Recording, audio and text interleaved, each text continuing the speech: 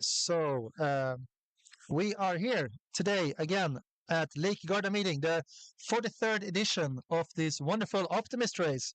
And with me I have Luva. Yes.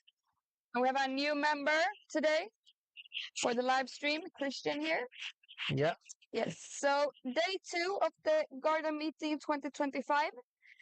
As you can see, the starting procedure will soon go on. Yeah, exactly. Soon we're gonna have a nice start, and it's so many boats. It's Yes. incredible, right? A lot of boats. We talked about it yesterday. That it's a little bit hard to follow all the fleets when it's so many boats. But today we have different conditions from yesterday. We have a new wind direction. So today we will have proper whirlwind. Yeah. That, And we like it, right? Because we also had Yes. sunshine today. sunshine and wind Yeah, so beautiful sailing yeah. conditions. from a nice direction. So Yeah. yes. So the plan for today will be 3 races. Is planned. I would say right now we maybe have winds from maybe 14 to 16 knots. We will see if the wind will increase during the day or not. But right now we have wonderful sailing conditions. Yeah. You basically can't ask for better sailing conditions. No. Beautiful wind, sunshine, lots of boats, beautiful mountains around you. I would say we're almost in sailing paradise, right? Yes. It's amazing. I'm almost jealous at the kids over here because I used to sail them when I was a kid also. And you also done it a couple of times, right? Yes. Been here 3 times before. It's a very cool place to sail at. Yeah. But before the yellow starting procedure is on, we will look at the result list from day 1 of the Lake Garda meeting. Yes. So as we can see, we have a Swede in the top of the list, Isak Kaplan. We talked about him yesterday in the live stream. He had a great score of 1-1 yesterday. And we have Jesper Karlsson from Italy that we also talked about yesterday with the same score. So great sailing from both of them. And then as you can see, it's a lot of different nationalities in the top 10. We have Italy, Sweden, Denmark, GBR, Malta. So that's very fun. We also had some UFGs yesterday. We had a lot of other Italian UFGs, 3 of them in the first race of the day.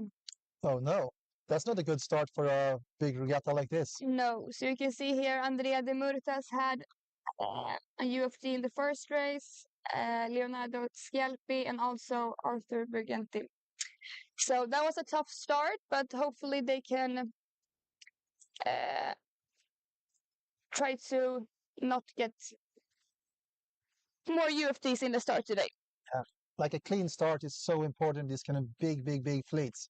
But can you also describe the starting line? It's a bit different to normal races, right?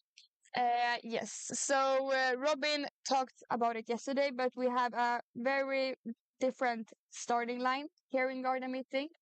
We talked about it's a lot of boats out there. The fleets are very big. So we have like 2 starting lines. We have a committee boat in the middle. Yeah.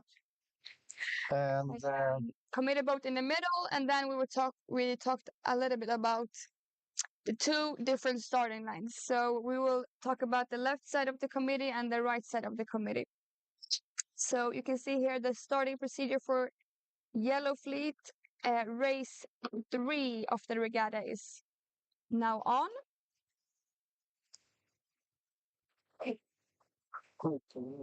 And as you can see here, looks like the fleet is choosing to position themselves on the left side of the committee. so what would be your idea here of being able to make a nice, clear start? would you start by the either pin end or committee or like try in the middle? Because we can Yes. see it's kind of some distance from the middle up Yes. to the proper line. Yeah, and that we also talked about yesterday that it's in Sweden we call it like the banana effect a little bit. So usually if you start in the middle of the line, it's usually harder to see how the line goes, and that therefore the boats in the middle are maybe a little bit under the line. But I mean, the risk of starting at the pin end when it's a lot of boats is that you either get maybe a UFD or you maybe can't reach the pin end if you're very close.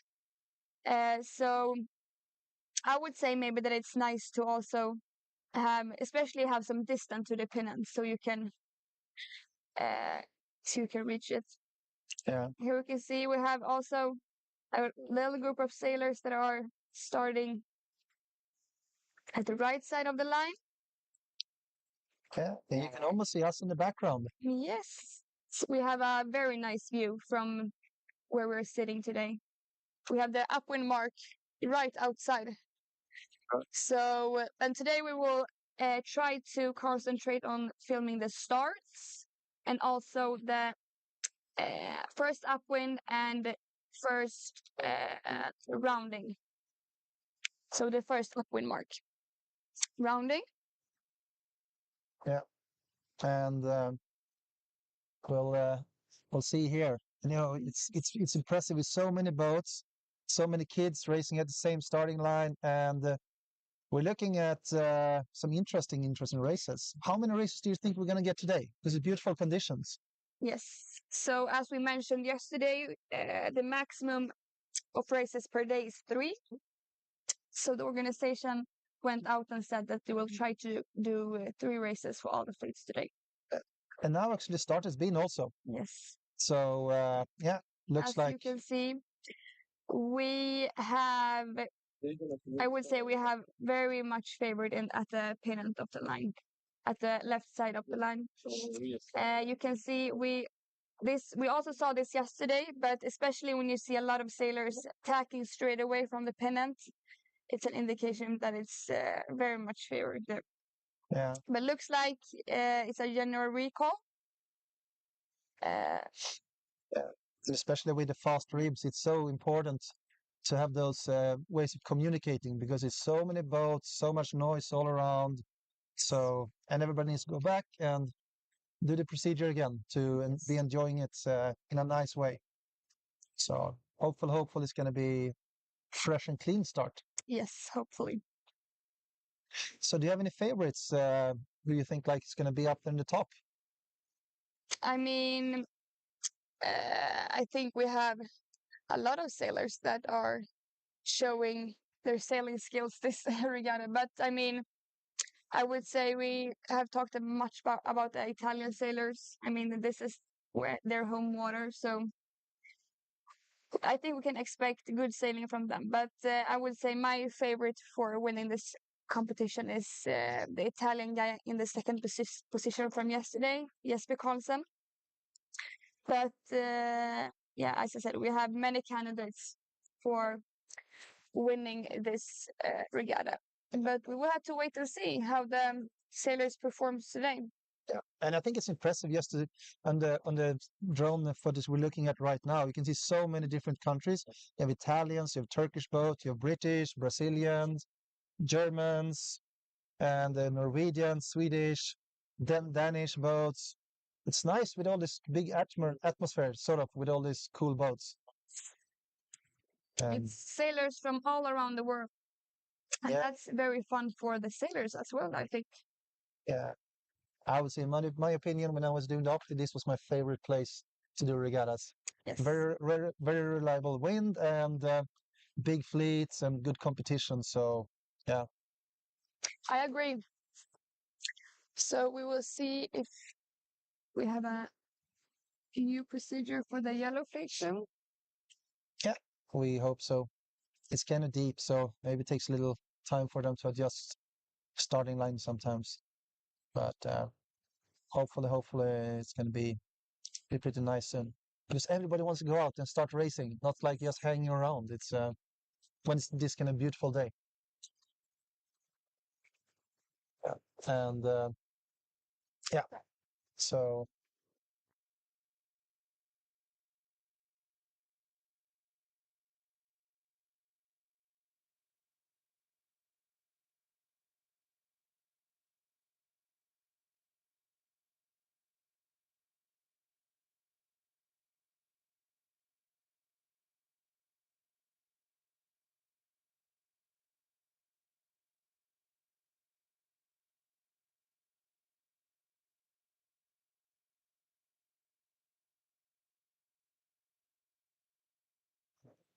yeah. And let's see here. Beautiful drone footage from above. You can see the small optimists looking from this high above. But yeah, we'll see. Hopefully the start is going to be very soon. Yeah. There's like 900 boats almost. I know. It's impressive. Yeah. We said that yesterday after the live stream that it was the tempo out there is so high. They managed to do two races for 5 fleets in 2.5 hours. So yesterday, so that's very impressive. Yeah. And we will see if we have time for 3 races a day, but we're hoping for 3 races, of course. Yeah. Yeah. It's like a lot of fleets. So it's going to be interesting. And yeah. So when you've been racing here, do you have like a favored side, when the wind is coming from this direction? Anything like this? I mean, it really depends on where the racing area is. I mean, I would say it's a little bit, if it's more, I would say today it's not close enough to the mountains. But usually if the sailing course it's a little bit closer, you can, of course, have some advantage with the mountains. But as you can see, the starting procedure for race number 3 for the Yellow Fleet Day 2 is now on. Hopefully, we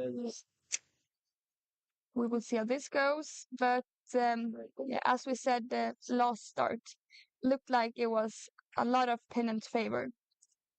So we're here with the drone at the pennant, and we will see how chaotic it will be. Yeah, it's going to be like when you do too much favored sides, you're basically ending up a little bit in trouble as a committee because all the boats want to be there. But right now, it feels like they got a little bit more even.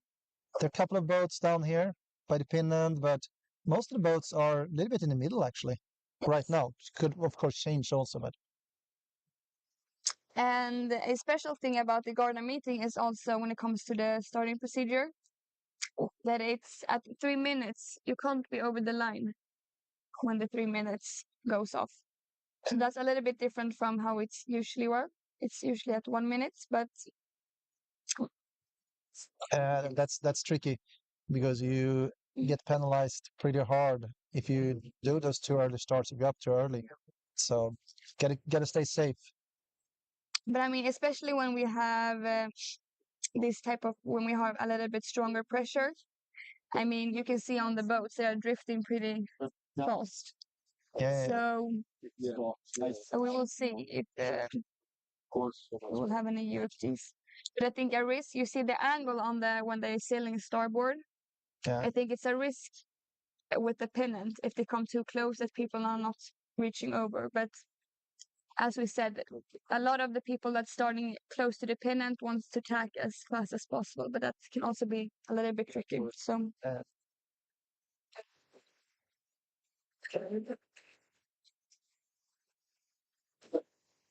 now they're lining up. There's an American kid who really wants to go for the port start. Do you think he's gonna make it?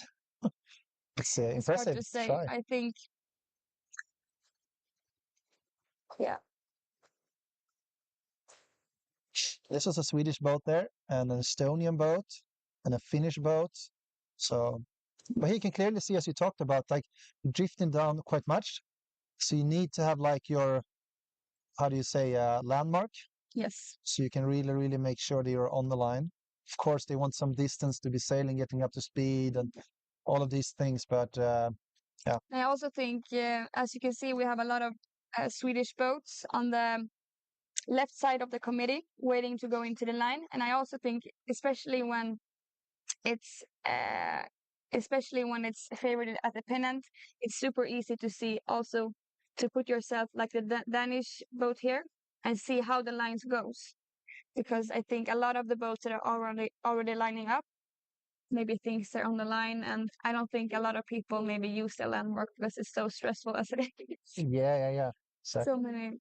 But this is maybe good for you as a coach also to be, how do you say, telling them, hey guys, you need to think about these details for the next start, next regatta. Yes. Here we can see.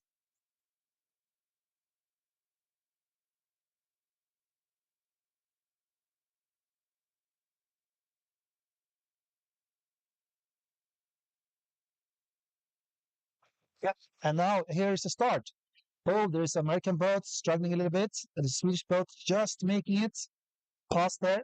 As you can see in the back, a lot of boats need to try to tack and couldn't reach the mark. But it's a Swedish boat, far out on the left. Yeah. 4906 Sweden That's is Isaac Isaac Kaplan. Kaplan, Yeah, the leader it's, of the regatta from yesterday. yeah, and seems like he made a pretty nice start there. He's going to be able to sail in some free breeze, enjoying the left side of the course. We have a couple of boats in the middle also made like really good starts. But there's also a lot of boats who get stuck there a little bit. Maybe they were under the line or they were sort of just in the second lane. Because in my opinion, these kind of races, I wouldn't say it's all about the start, but the start is so important. Yes. And to be able to be free and make that first little tack, on the first shift and this kind of stuff. I mean, especially if you have a good start, your first upwind will be much easier. Yeah. So, I mean, the hardest part, if you have a bad start, it's for all the sailors that are under the first line here, trying to have a free wind. Yeah. So let's see. We have two Italian boats there also. We're up on the top. They are doing it nicely. You can see they're working kind of nice in the waves, keeping the boat floating forward, not stopping. Oh, some people are all of a sudden bail out some water. What happened? Is it that much wind out there, you think? No, I think it's like, as I said earlier, 14 to 16 knots right now. Yeah. So it's not like super duper much wind, but But it's definitely been some distance already between the first boats here. You can see compared to the boats a little bit behind. The Norwegian boat, they made a really nice start in the beginning. And you can see some boats far behind already. So what would be your idea if you were the Norwegian boat here, the 4105? I mean, right now I think it's pretty easy because it looks like the majority of the fleet is sailing for port side. So to just go with the fleet and try to just attack on the biggest ships that comes. But I mean, especially in the start, because of the starting line is so long, it's very important to know where it's favored in the start because it can make a huge difference if you start at the pennant or if you start at the right side. Yeah, exactly. And the Norwegian boat is Nikolai Jerpenhauser from the Royal Norwegian Yacht Club. And seems also be having some nice speed. The waves are pretty choppy, and in the Opti, you could be struggling a bit if you don't have like the speed through the waves and working nicely. So of course. And Nikolai was 30th, was in the 30th position after yesterday with a 5 and a 14. So for now, it looks like a good start from the Norwegian guy in the first race of the day. I bet he's kind of happy. Yeah. Starting the day in a nice way. Oh, and this Turkish boat's attacking now. He's probably trying to gain some nice free breeze out there, going behind German boats at the moment. And we can see there are a couple of the Danish boats and some British boats. And Yes. yeah, I let's see. think we can expect, you see that a lot of boats are on their way out to the right side of the course. And I think we can expect people to start lining up on the ley lines very early. Yeah. And we can also see the American boat here, who is Ethan Cox. He's did a 30th and a 47th yesterday. I think he's going to doing quite much better this race. Yeah. He's probably Revenge from yesterday. Yeah, that's what you need sometimes. Yes. And then we can also see the starts. They're so important. Oh, it looks amazing. Almost like you want to jump into a boat, right? Yeah, I actually said that earlier. I would love to sail today, but now I'm sitting here. For me. Yeah, we're at least enjoying it a little bit, in the shade here, while everybody else in the sunshine. But we get to watch the boats from both the drones, and we are almost at the upwind mark. Yeah, we can see the fleet here from where we're sitting. And yeah, they will soon be at the ley line, the first boats from the right side. So now we have one drone that is filming for the blue start. You can see the starting procedure is on. And then we will soon after this start switch to the upwind rounding for the yellow fleet. Yeah. And we are looking at this exciting start very soon.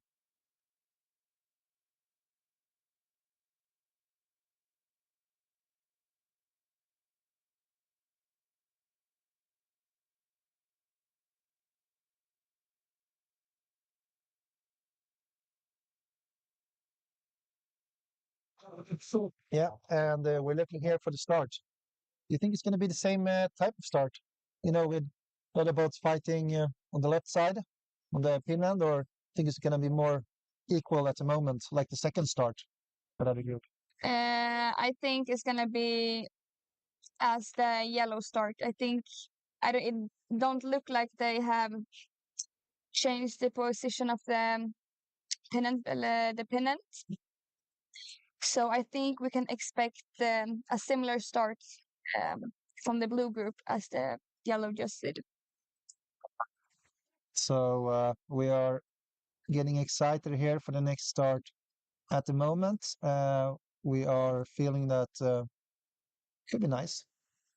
Hoping that it's not going to be any too early starts or something like this. That would just be annoying and very sad, because it's part of the game that you sometimes are trying to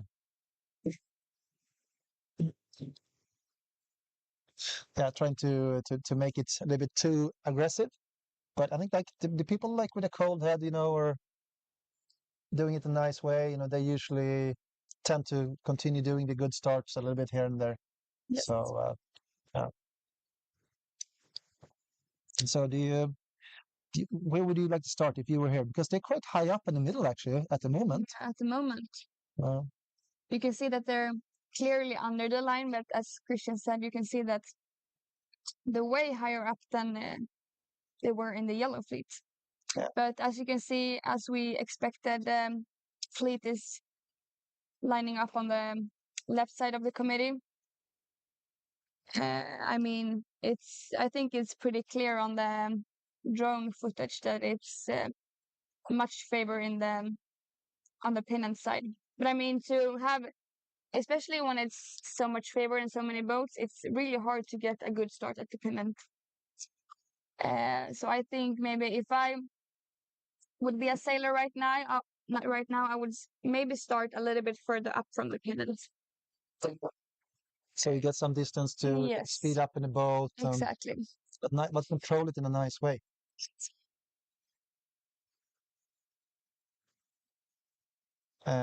Yeah. So, but feels like it's going to be quite soon that there is the start, and we got a Swedish boat up there also. Interesting. Let's see who these boats are up here. We have also a Finnish boat. That's Ivar Isalo from Brände Seglare, as we say in Finnish Swedish. Having the nickname of the club is BS actually. You can So, also see the one of the boats that are um, in the at the pennant here, Italia 98-26. That's Jesper Karlsson. So we will see if he will make it. yeah. And we have a Swedish boat here, Matilda Tam. I think she's a little bit in trouble there. She's not managing to get out Yeah, all the way, but she's still fighting for it. She's still got some time, so maybe she'll make it. I think like the boats here on the that are closest to the pennant. Like if you're pretty smart, maybe you can have some communications with the boats around and try to do a port start. Yeah, Because you can really see, even if you're just going like like 20 minutes to 20 meters to the right, the boats are in a really bad position. They're sailing really low for the starboard. Like that was the start, and there was the Finnish boat from Brande Seglar who actually did the best start, I would say. Very impressive. you can see, we also have the Swedish sailor uh, 4494. That's Didrik Dahlberg, who was in the ninth position after yesterday. He sailed 2 in the first race and then 7, and looked like a very good start from him in the first race of the day. Yeah, so it's going to be interesting to see. And we also have Swedish boat Märta Bankel there. She made a pretty good start, a little bit in the bad air from Danish boats, but I think she's going to be surviving kind of nicely there. And yeah, gotta fight for it a little bit, but she's still in the fight. And we can see her already after sailing a really short time that get a couple of boats are quite far behind. Yes. So the start is so important. But as you can see, the blue fleet is lining up as the same as the yellow fleet. So I think we will try to switch to the upwind mark for the yellow fleets. Yeah, and we got to see how they are doing with everything at the moment. And yeah, so let's switch here to the upwind mark and see. We are having a nice little drone footage also from here with our lovely red mark. I love this robot marks, right? Yes. They're amazing, especially in places like this. So we got a couple of boats coming up here. Let's see who the top boats are. Are there anyone you're expecting to be up here from this group? Do you feel like, yeah, this should be one of them? Yeah, I think Isaac, the Swede, was starting at the pennant. I think he had, and we can also see him at the ground footage here, rounding in second position. First position we have Italia 9921, Sweden. Then we have Nikolai, the Norwegian guy that we talked about. We have one more Norwegian guy, and I think they're siblings actually. So Yeah. Malta, GBR, Germany, one more Norway, Sweden, Germany. But I would say it's pretty, I think it's a little bit, the fleet is a little bit more tight today than it was yesterday. Yeah. And I think, or the wind is a little bit more stable than it was also yesterday. So that can be a factor to why the fleet is not so spread out. But And also we have the sunshine. People love sailing in sunshine, right? yes, So maybe they're doing it just slightly a little better today. but you can see here people are almost starting reaching before the mark. So that's an indication that they have sailed over the ley line. And that is also one of the risks when you put yourself on the ley line too early. I actually have a little trick that I actually come in from like this Greek guy was doing, maybe not that tight, but coming in a little bit from the left side towards the end because you're basically sailing a little bit more in free air. You don't need to overshoot the mark so much. So that's one of my little tricks I do in sailing. And we can also see from where we are live here that maybe 80% of the fleet comes from the right side. Yeah. So it almost feels like it should be like a little bit right shift to pushes them over also, maybe. yeah. So, But then, It's usually what happens here on the with the mountains a little bit sometimes. mm, So now we got even a Ukrainian sailor. They're really good usually, right? yes, They're a really top team. a group of really good Ukrainian sailors. Haven't seen the top sailors. I think they're not here this year. Doing some secret training. So, and then we got a couple of Italian boats here coming in, going around the mark, and Belgian boats also. Yeah, that's good. So, and we can see, they're almost going downwind, Germans up here. So, yeah, they definitely overshot the mark with quite much. But I would also say, like, the last 5 or 10% going around the mark when it's windy, they are the real heroes because they're the ones actually fighting really hard to make it around. I'm always very impressed with those ones. Me too. So, I remember when I was a kid, I made the same thing. I was sort of lost in one race when there was really heavy winds. Yeah, but that was, like I said earlier, the hardest part is like the lower fleet, lower side of the fleet, because they're need to fight for their positions even harder than the sailors in the front. And I always feel that the sailors in the front, they just want to run away. They don't fight so much in between. But as you said, the middle and the last third, they're much more keen on the fighting. And it's like for every position, every boat, a little bit like this.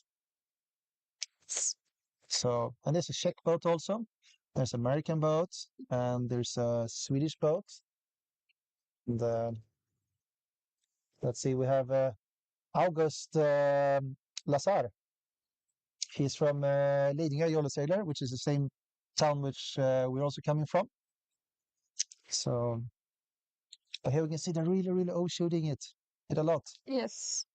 So, we shall see. And there's like a little, how to say, a banana also on the reaching here. Yeah, you can see that they're taking off on in different directions here. Yeah. Exactly. Yeah. Very spread out on the reach here. Mm. Should we try to go back to the start and see if the red fleet is how they're looking. ready for their first race? Yeah. You can see here the starting procedure is on for first race for the red fleet for the day. The lovely little fishing boat. They even had it when I was there Yes. many years ago. The little blue boat there. So, yeah. Yeah. And I think we can expect the same thing here. Yeah. From the previous starts. Feels like the left start is pretty good. It's a safe start. Yeah.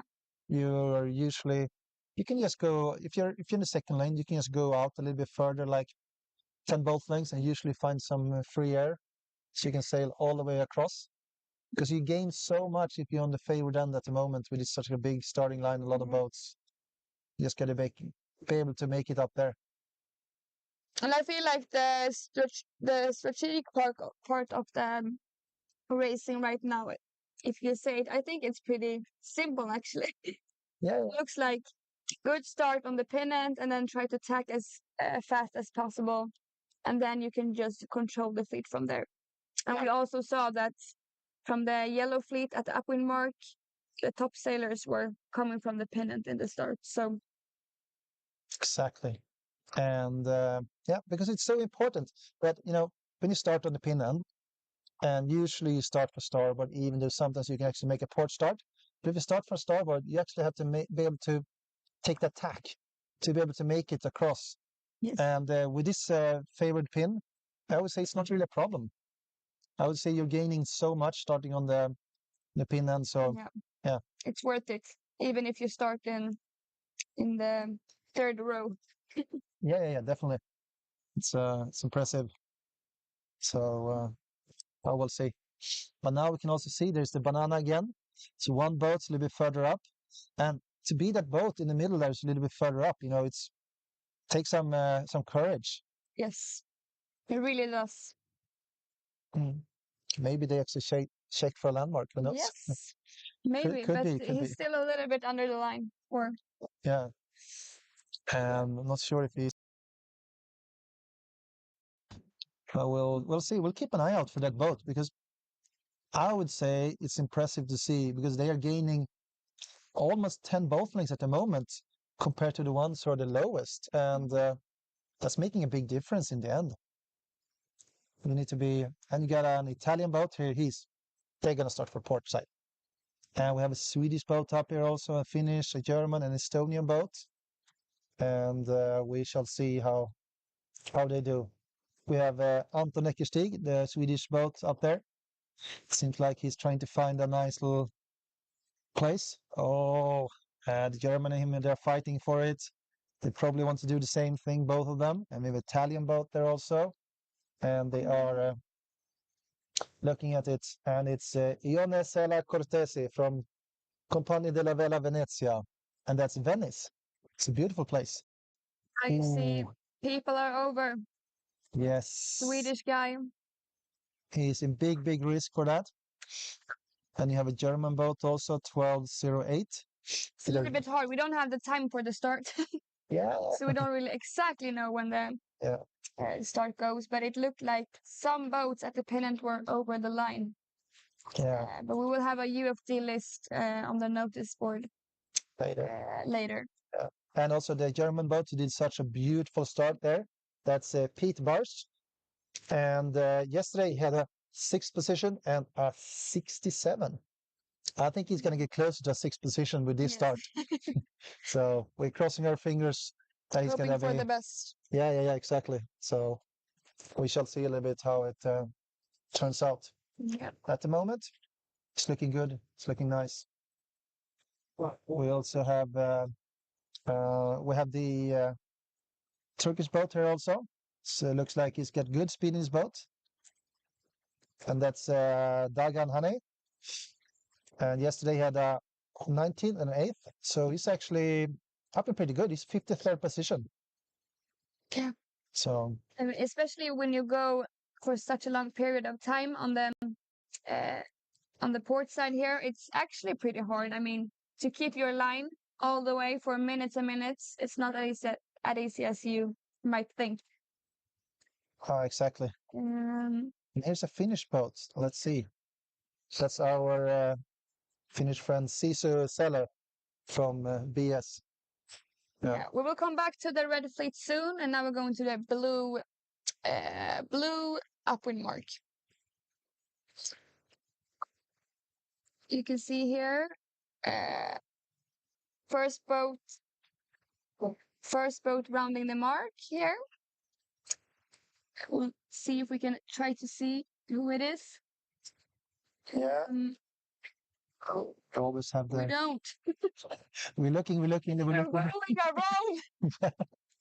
But we have a Swedish boat up there in the top at least. That's nice for us. Italian boat. There's a Greek boat.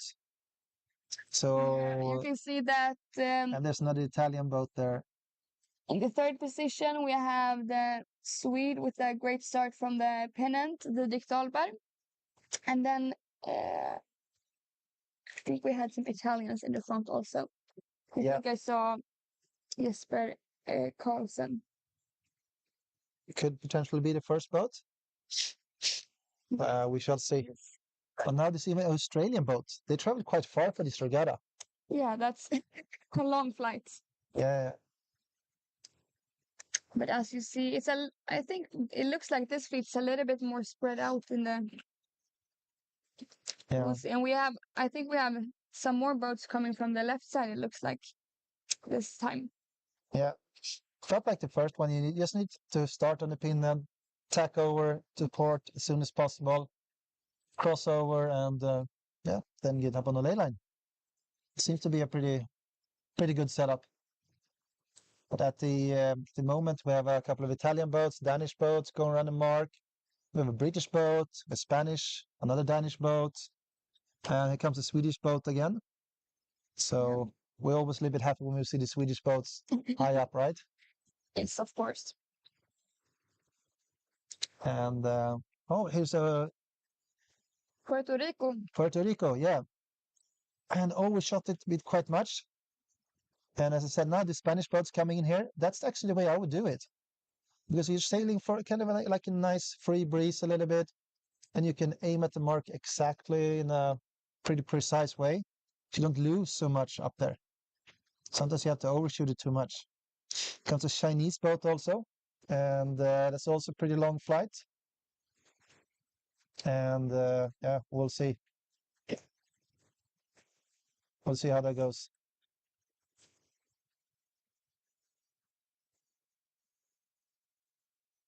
I think it's impressive with all these different nationalities. And the Chinese boat was Ce Rui Zhang. Sorry if I'm not perfectly pronouncing it, but yeah, we think it's amazing to have this all of these countries coming here, having lots of fun together. And we have even a Brazilian sailor up there. It's also pretty far away. And that's Pablo Velasco Sesto from pretty cool club, Yacht Club de Rio de Janeiro. I actually been there racing once. Ah, Amazing I've place. not. Never been to Brazil. Maybe in the future, maybe in the future. Maybe in the future. And we have Indian boats coming here also. Another Swedish boat. We have a couple of German boats coming through also. Quite many of them, as it's talked about, overshot it a little bit. So that's like distance sail, which is not like really necessary in one way. But I would say after 3 starts and 2 upwinds here that we have been seeing, I would say that the most important part of the first half of the course is really the start. Yeah. So to start where it's more favored, now it has been on the pennant side, and to also actually get a good start at the pennant will take you a long way. But I think it's time to maybe switch to the starting line again to see the. Or now we have some. Yeah, we will stay here a little bit. We have a drone coming down to the green fleet soon. But it's a really nice to see all the boats reaching here. Looks extremely cool. And the venue is amazing, as I said before. The beautiful mountains, nice breeze, a lot of boats, and some nice little waves. No, they're gonna have so much good times. Oh, there's a boat who's taking in some water. How do you say? Crashed into a wave, probably. Diving with the front Yeah, like a dolphin. But no, I think a lot of the sailors, this is what they expect from Garda when they go here. yeah, exactly. So that was Robert Thiel, and well, he was struggling a little bit yesterday. 125th position, 108th. So I still think he's going to be doing better today because today's the sunshine also. So I think everybody's doing better today in general. Yes. I hope so. So we're looking at amazing view from here. This panoramic landscape with the Dolomites in the background. So beautiful. You can see that the fleet is pretty spread out from this upwind. There's a judge going in the middle. That's the orange dinghies. They are the only boats more or less allowed in there. So they can check so everybody is following the rules and pretending that they're just racing fast and so on. But it feels like this fleet actually pushed it quite much to the right again. Yes. They're quite close to us, almost, I would say. So yeah, we'll see how they manage. But most of them have come quite far this way. But it looks very good at the left side of the course. Or at the boats that are more on the left side of the fleet. Because they are a little bit more right, like Christian said. Yeah. Then we got Connor Kyle. He's no, they changed American boat, but it was Connor Kyle just now, and yeah, he seems to be having a nice day here in Lake Garda at the Lake Garda meeting, and enjoying it, sailing really nicely. I mean, I think it's very important for a lot of sailors to have a good first race. Because it's a little bit hard for the mentality to start the day with a bad one and go on from there. But we have seen a lot of sailors that have been performing way better in the first upwind here than last yesterday. Yeah. You can see here people are starting to tack starboard. Yeah, but now we will switch to the green start. And You it's see here they it's have time. lined up, so it's soon time for the green fleet to go on their first race of the day. You can see we see the same pattern here as the previous starts. It looks maybe a little bit more, or it's maybe just the angle here from the committee. You can see it's a lot of boats at the pennant again. Yeah, but I think you're onto something. Feels like it's not that kind of huge advantage on the pennant. Still, definitely some advantages, but feels like it's okay. But we'll see how it's looking, how it's going. Now the green fleet is on. Yeah, You can see it's and I would like to start to apologize because I was wrong. It's still a big. big group of Yeah. sailors at the pennant, and we will see. I think we can expect a lot of sailors on the pennant to start to tack to port soon. You can see, yeah, the boats that came out from the pennant in the best position is already sailing for port. So, yeah.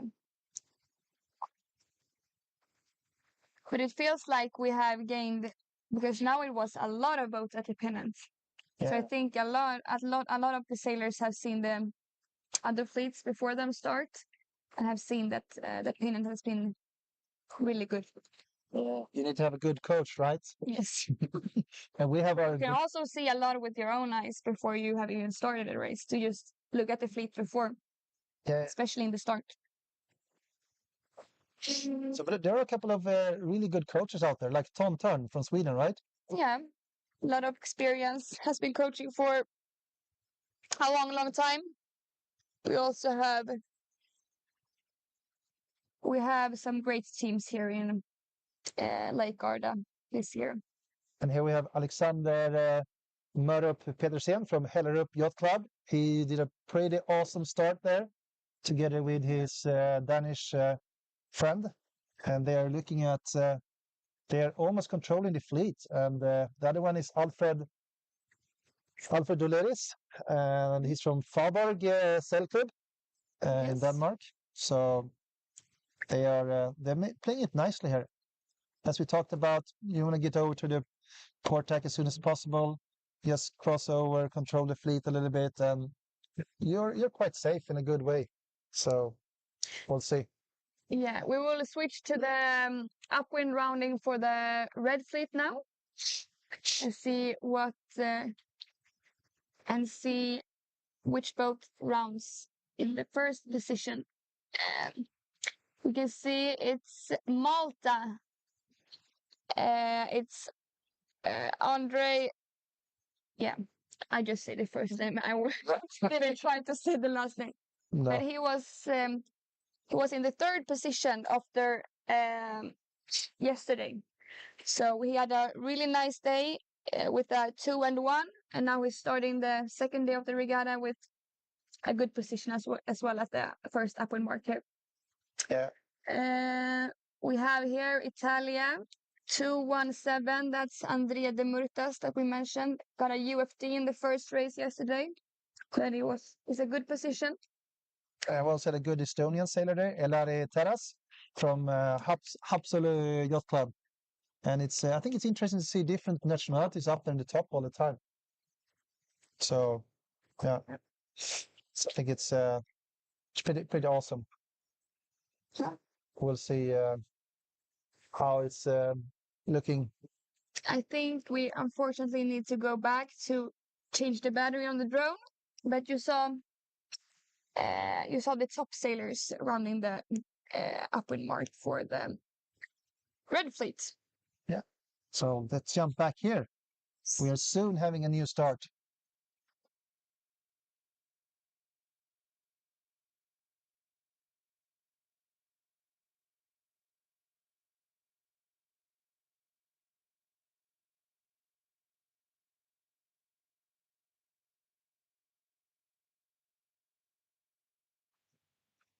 And now we're back here at another start, another beautiful day.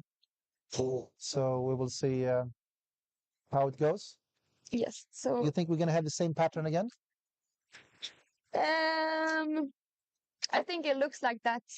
Also, you see the green fleet racing in the front here. Looks good on the for the sailors on the left side of the fleet. So I think we can see something similar here again for the fifth time. Fifth But time is the winner, right?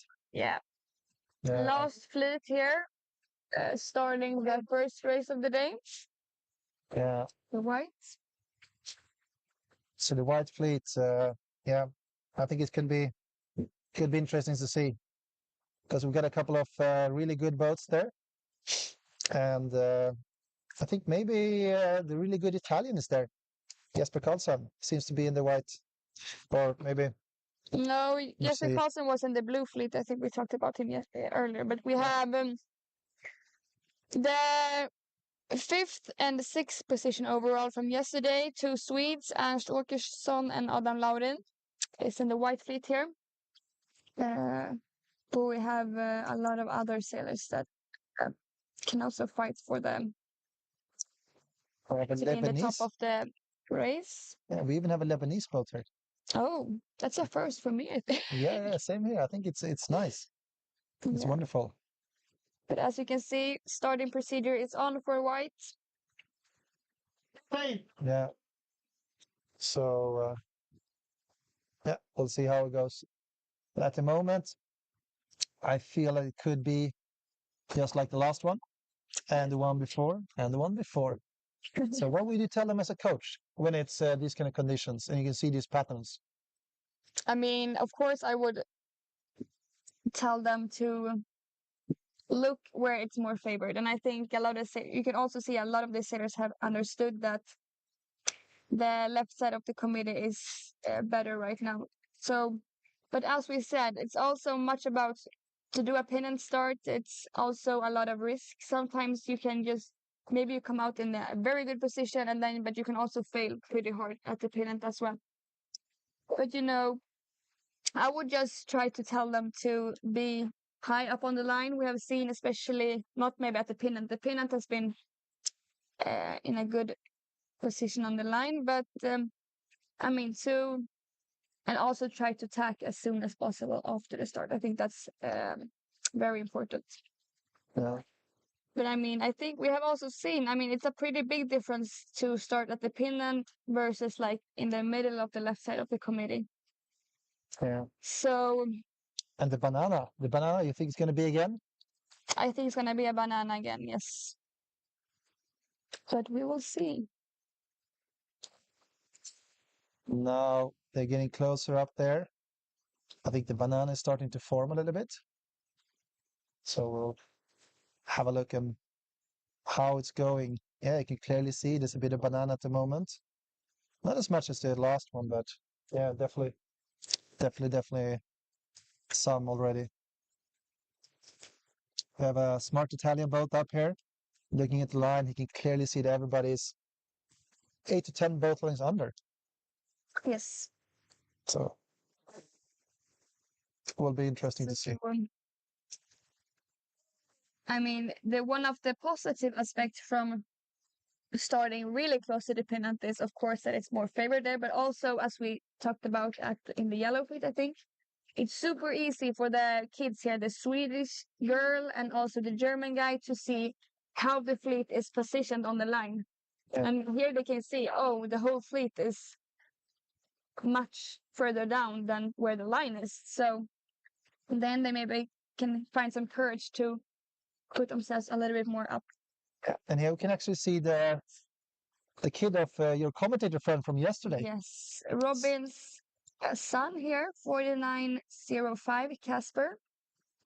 I think he had a pretty rough day yesterday, so hopefully he can have some nicer races today. At the moment, it feels like getting kind of crowded up here. A lot of people wants to do the same port start as the American, who's in the best position at the moment. You can also see that it's pretty hard to come to the pennant right now if you're on your way, because you sail for starboard is super bad right now. And you can see German guy, boom. That's tricky. Yeah, and that's an easy mistake to come up to the line with too much speed. So Yeah. usually try to drop the main sheet a little bit earlier, so you don't slide over the line like that. Yeah. So you can see people are lining up for both starboard and port. We'll see how the port sailors, if they will succeed or if they will fail. Yeah, there's a Looks Mexican like boat there. Feels like the Mexican is risking getting locked out. Oh, he's doing a this nice is trick. Centerboard up. super good. Yeah. Sliding a little bit On a more. drift fast, Yeah. you can see starboard start will not work, looks like, or the Polish.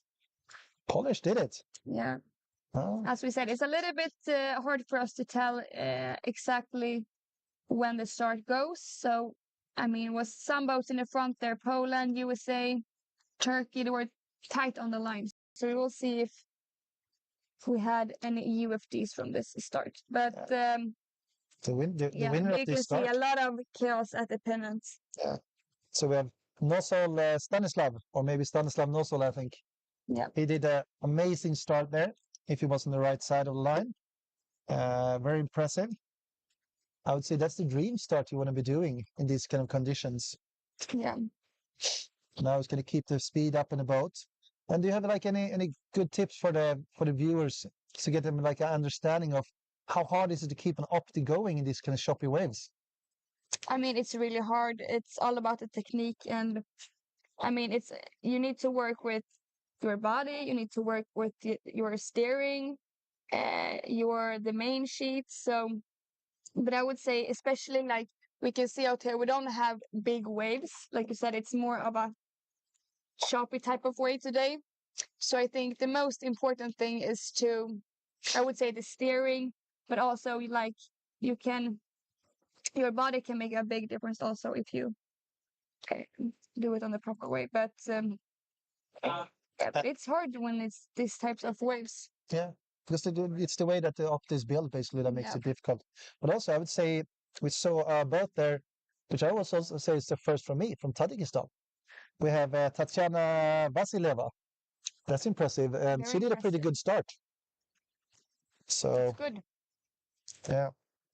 Here you can see the sailors that have been uh, deciding to start not as close. And here we actually have Ernst Åkesson from Sweden that was in the 5th position from yesterday. He chose totally a different strategy than we have seen earlier. Yeah, and he won the race yesterday also. Yes. Maybe he has some secret tricks. Yeah, we will see here what we can. But it feels like he's working hard to get the boat moving. Yeah. And it works. You clearly see this. Do you think it's like more breeze further out on the right or something like this, close to the land? I don't think so. I think the pressure is pretty spread out during the. Oh, switch. I'm sorry, we need to switch to the green upwind mark rounding.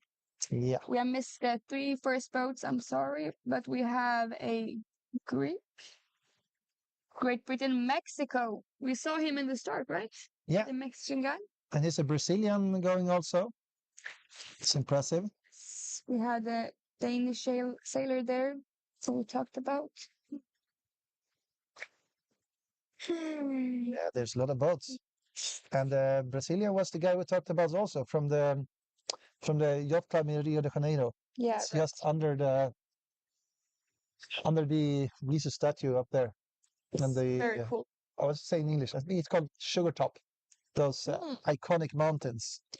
So very beautiful place. If you've never been there, you should definitely go there at some point. And here we got a Danish boat, also overshoot the mark with quite much. And the German, Swedish boat tacking in there nicely. And yeah, we'll see. Followed by 2 British boats and another Brazilian. Yeah, but it feels like they have been coming from the right that has been a little bit better on the green first upwind. Yeah, because that's one thing a little bit. Like maybe the wind like funnels through here a little bit, in a nice way, and just Yes. jumps out a little bit or so. So it could be maybe a slight advantage Yeah. uh, to go on that side. So And I would say this is the first time we see this today, so we will see if it will be the same for the white fleet coming up here soon.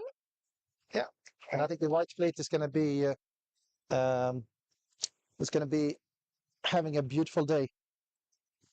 Yes.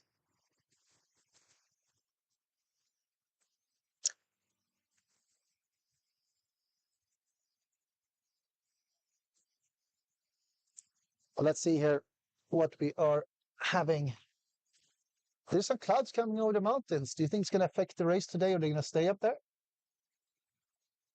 I don't think they're gonna affect the race, but we will have to wait and see. Yeah. Um, Of course, they're all sailing in the sunshine still, so hoping that for everybody.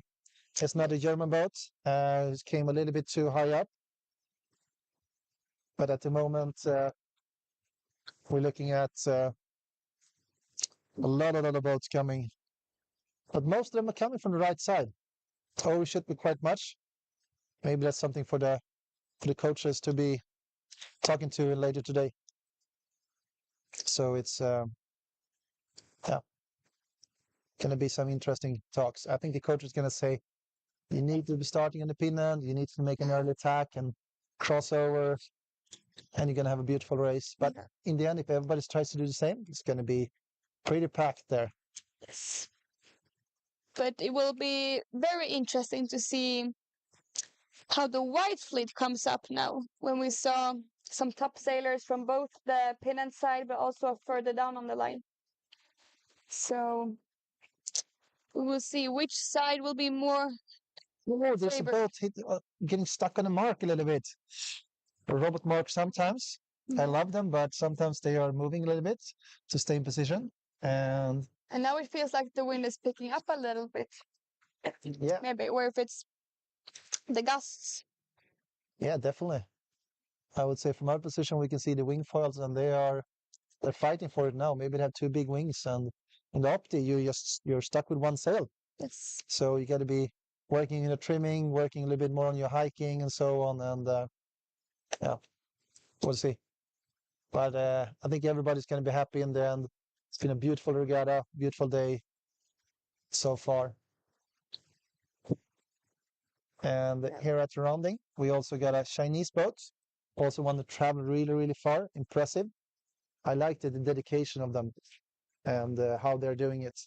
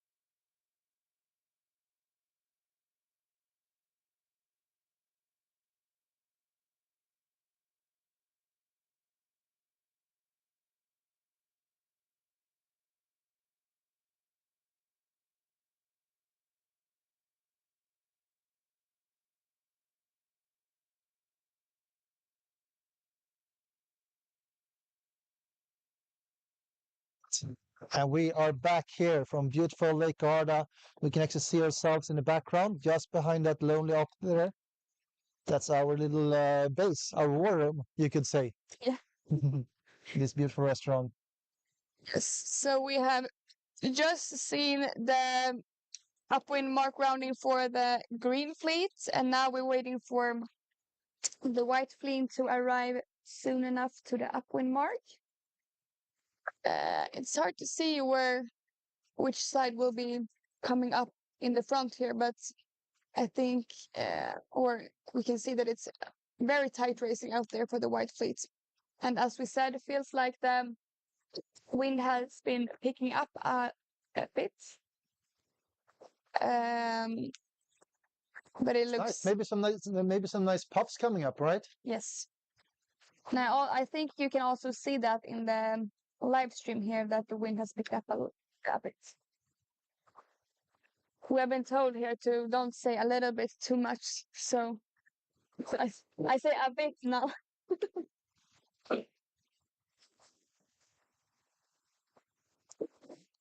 Yeah. So here we can see the white fleet still doing the first upwind.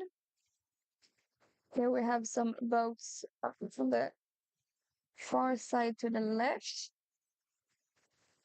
Really nice drone footage here. I love the drones. Yeah. They're amazing. You can really capture a race in such a beautiful way. And it's so easy. So, and here's another Spanish boat. We have Oliver Nicolas Douglas. He was for today in 144th position. So I think he's hoping to improve a little bit. And I think you can see here when the white fleet is coming to the end of the first upwind, it looks like the left side here has been coming pretty good versus the right. Yeah. But could be the pressure coming down. We have some sailors to compare to from both the pennant and further down on the line. So we will see how the upwind has been playing out for them. Yeah. But let's have a little look here. And we are switching over to the next fleet. See how they are doing in a nice way. Mm. So, and from here you can see the beautiful mountains also. Getting closer to the boats. They're still fighting in the choppy waves. And it's so important to keep the boat going. Oh, there comes one of the umpires. Umpires are our both best friends and worst enemies, depending on how you actually do out there. But they're there for our sake, and they're there for keeping everything nice and fair. Let's see. And this is the moment when I would get really nervous as a sailor, having the umpire just following behind me. Oh. But here we can actually see the Ernst from Sweden that was starting further down on the line. So he was coming more from the right side. It looks like the right side has been pretty good after all. Yeah. There's the Polish boat also. It's just managing to sneak in ahead of Ernst. And let's see, Ernst, yeah. The American boat goes just behind Ernst. Ernst's tacking there. So he's still going to be outside the zone where he needs to give some space. Oh, he's making a leave out tack there on the Maltese boat.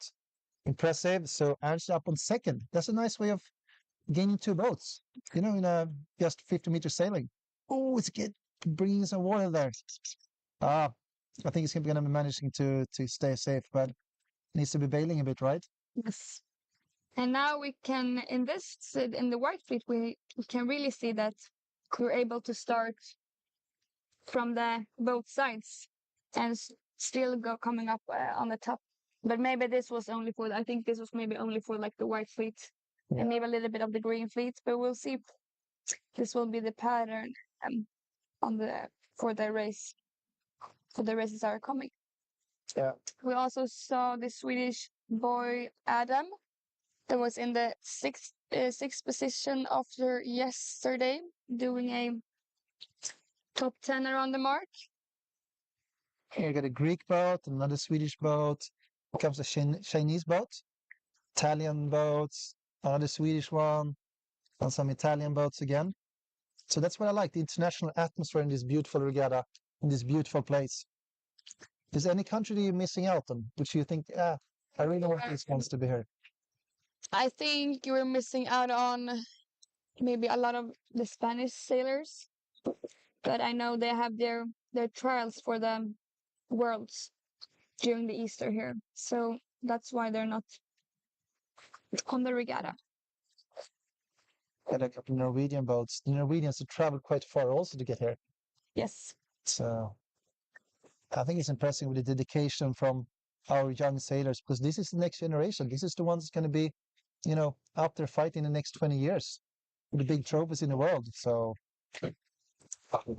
hopefully they get able to manage it.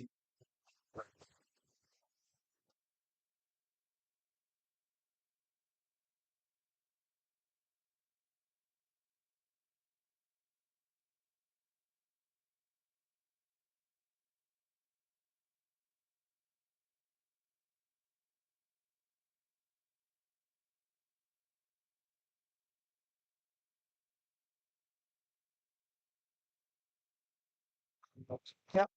And here we go. A little bit, here on the reach. So getting around this little robot mark there. We got a couple of Swedish boats, a couple of Greek, and a Finn boat, Finnish one. And we'll see. They're all making like the nice tacks around here. Some of them overshoot the mark a little bit. But you can see one boat down there. He's struggling a little bit. Maybe had some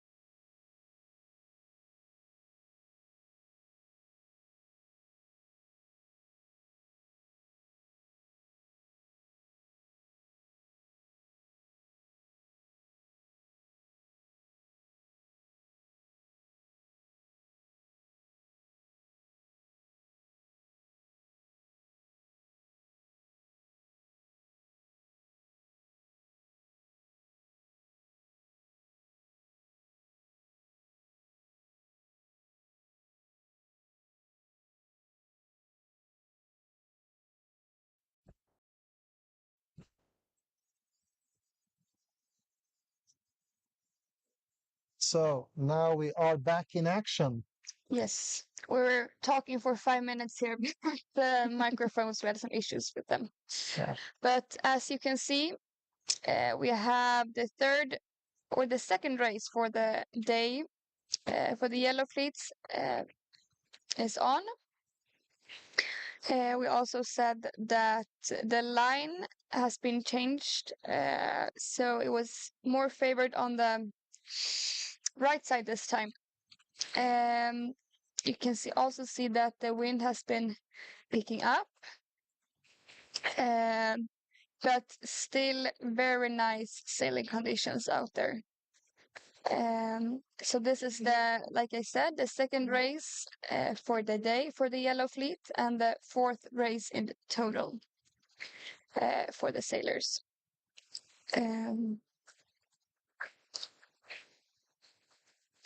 we will go with the same like in the first race. So we will try to film all the starts and also the upwind mark rounding.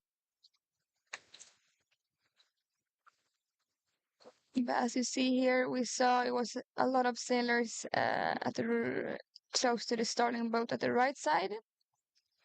But the fleet is more spread out on the line for this start than what we saw in the first race, where there were a lot of pennant favors. So slightly different change in tactics if you want to be on top of the start. We have Silvio Schialpi there making attack. He wants to be pushing it a little bit to the mid-right side on the course at the moment. So hopefully for them, they're going to make it. Do you think that when you're in the far left there, you're almost colliding with the other fleet? Yes. So you see on the left side, the fleet that are doing downwind, that are the boats that just finished the race. So yeah, and we also talked about that yesterday, especially on the second upwinds where you have both fleets they're doing upwind, but also fleets the sailors that are still doing downwind. So it can be a little bit tricky when it's a lot of boats out on the water like this. And also they created some choppy waves with Yeah. the waves from the boat when it's sailing. So I would actually avoid the left side for that reason. But then again, you have to check more stuff. But that's one of the things I would put into my ideas on how to be performing here. And we saw on in the white fleet for the first upwind, we saw that the wind were maybe starting to shift a little bit more to the right, and it looks like the right is going strong here. I gave the same feeling. Maybe it's the land effect that I talked about. Yeah. I'm not sure. I have a wild guess. We will see when we get close to the mark, for sure. Du arrabbiata? Vi får ha en där eller? Ja, det räcker så bra. Ja, vi ska titta där.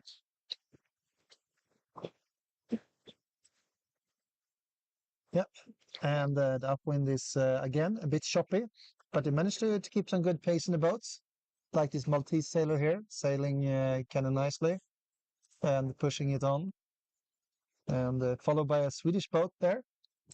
Ruben Roth, also from Stockholm, Sweden. Yeah.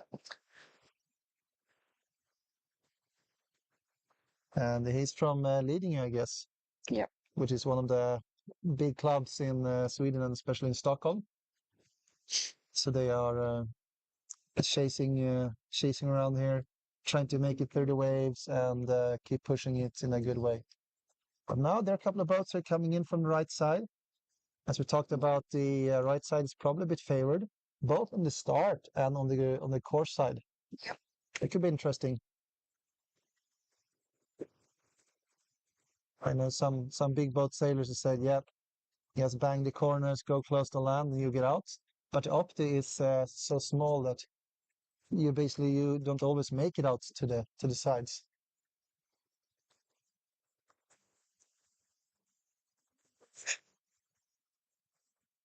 Mhm.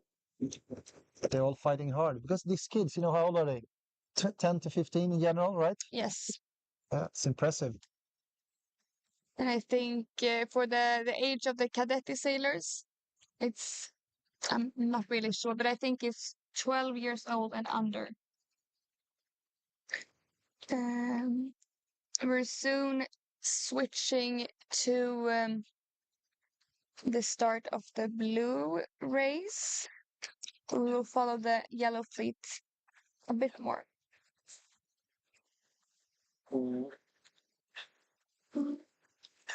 So pretty evenly spread out at the moment. And these boats doesn't feel like the left side is that affected from the other ones, as you talked about the boats on the going down after the finish. They're not really that close when you go this far up. So maybe the left side could be slightly better now than compared to before. But Exactly. Swedish boat up there on the top. Yes. Hugo J. Eklöf from Gothenburg. But it will be interesting when the boats that is at the far end of the left side and the right boats will meet each other. We'll see how big of a difference it is. Yeah. But our guessing is that the right side will be a little bit better. You have to do some I said a betting little sometimes. bit again. Happens sometimes, but it's a bit of betting sometimes. You got to make your choices and commit a little bit here and then. So we'll see. We shall see. The Dutch boat here is making it kind of nicely. It's pushing through nice and keeping the speed going in the boat, even if the waves are kind of choppy. So, mm,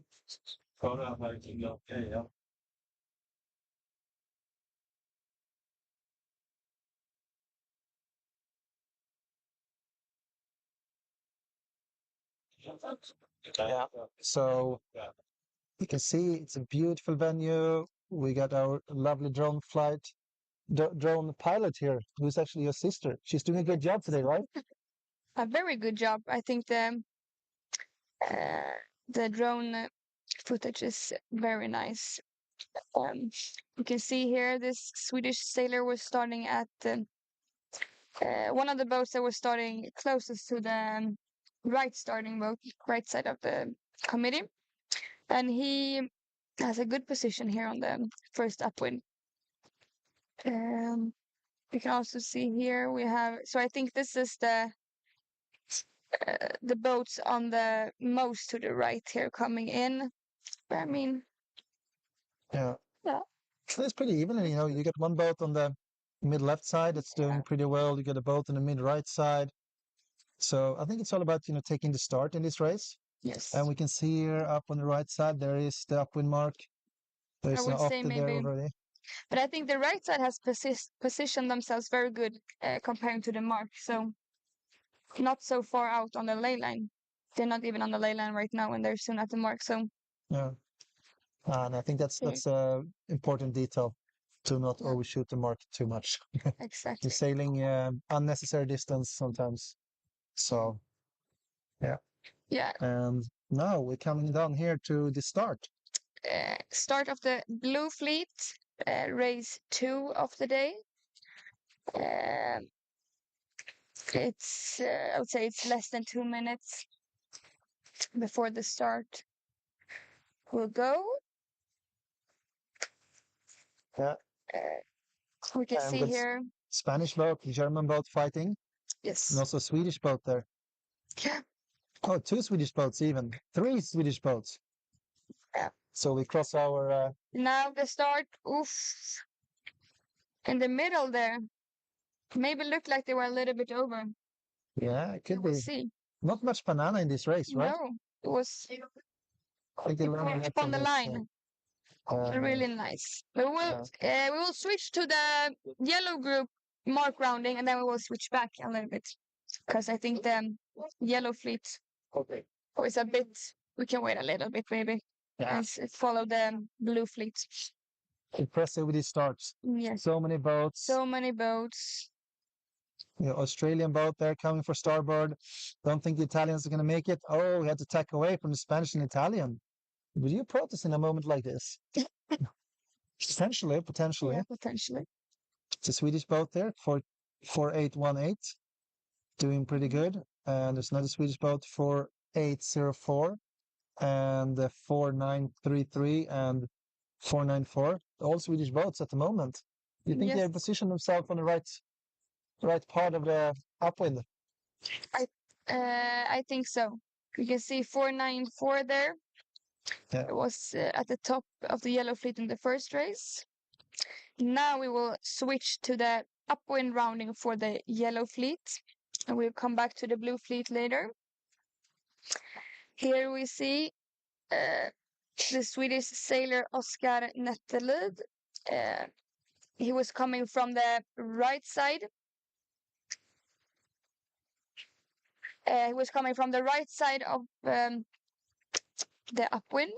We also see Isak here. He didn't have as good as a start as Oscar did, but as you can see, a great position on the first upwind. So we have two Swedes, 1-2. We have a Dutch sailor. We have Italian, Danish, Maltese. Germans, Yeah. Swedish boat again. So, do you have any favorites in this group? Do you think, yeah, these are the ones who really should be up there? Because let's say like this, since you're actually one of the top coaches in the world and often with sailing, so But I would, from what we have seen from yesterday and today, I would say that one of the strongest sailors in this fleet is Isaac from Sweden. And we saw him in the first race in the top, and we also saw him in the second position here at the upwind mark. And he had also a very good score from yesterday with 1-1 in the two races. So, but I mean, we have a lot of good sailors in the yellow fleet. So we'll see how it goes.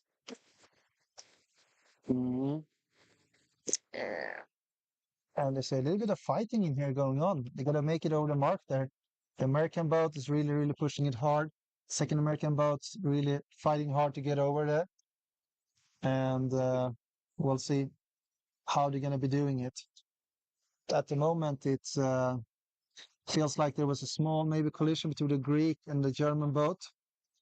So we'll see how this is going to be ending up. Maybe someone is going to take their penalty a little bit. And there's a British boat also involved in German. So a lot of boats like fighting for it at the moment. I believe that they are enjoying it, but you gotta you gotta keep focused on the getting around there and focused on the proper sailing. Keep the speed in your boat because then you can focus and you can have your boat under control.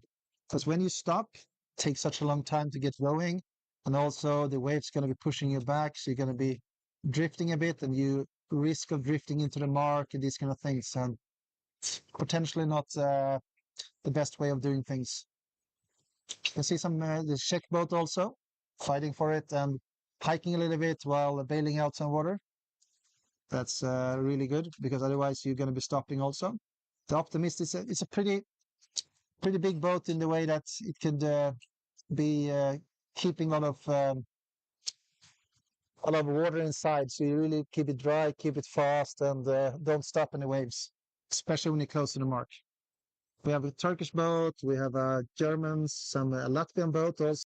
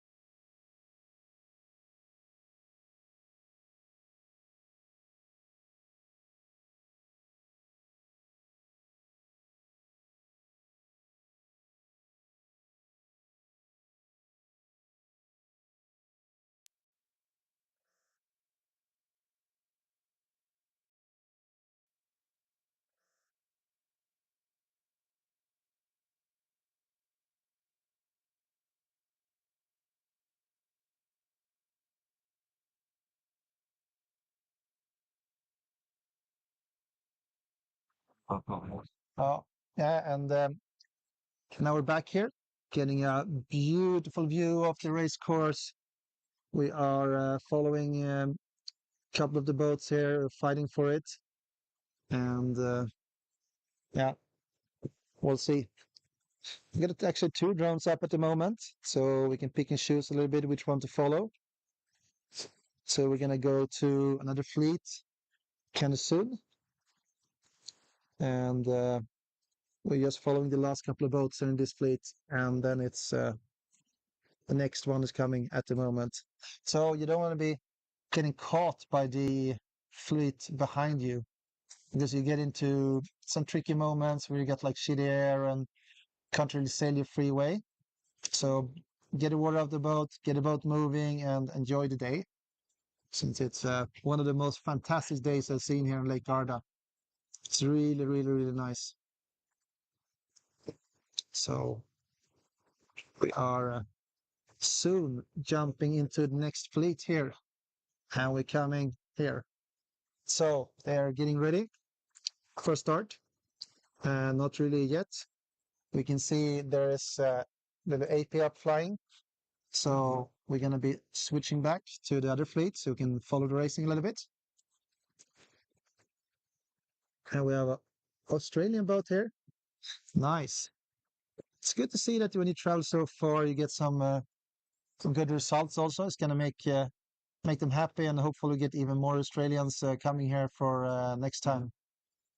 We can see we have a couple of, it's like 4 boats, 5 boats managed to slip away a little bit. I think those boats are going to be having a nice day.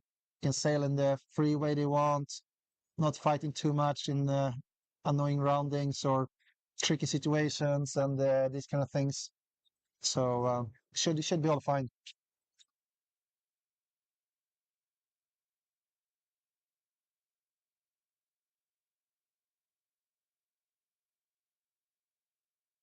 Yeah. And what do you think, Lova? We're here in the race. There's a pretty more even. I think people are even more into the middle now. Is it the wind that you think has changed, or it's just that it's not favored on one of the sides? I mean, it's hard to tell from, I would have to say the right side also here, but yeah, it depends. Of course, it depends much on how the starting lines Yeah, look looks, but you can see here now. Maybe we can get a better view. yeah. And now, actually, from our view here, we are looking at the. There's a big ferry coming through the field, so please stay safe and enjoy it. Now we're jumping to the start here, to the next race. Red start, race number 2. You can see, looks like the sailors want to start at the right side of the committee. It's a lot of boats. Maltese, it was a little bit over, because I think we can see some UFDs in the start, and oof, to say USA there was court, and Denmark needed to attack because of him. We see not so good of a start from Andrea de Murtas. That's one of your favorites, right? Yeah, we have been talking a lot about Andrea. He won the country cup, and I mean, he's a great sailor, but that start was not the best thing. And we see a lot of, I think a lot of sailors has issues avoiding contact when it's starboard port. So when it's a lot of boats, you need to have eyes around so you don't miss anything. Yeah. Yeah, so we keep it nicely here, keep it safe. The Turkish and the Danish boat, they managed to sneak away a little bit. So they don't actually have those kind of problems. They can sail their freeway, can enjoy it in a beautiful way.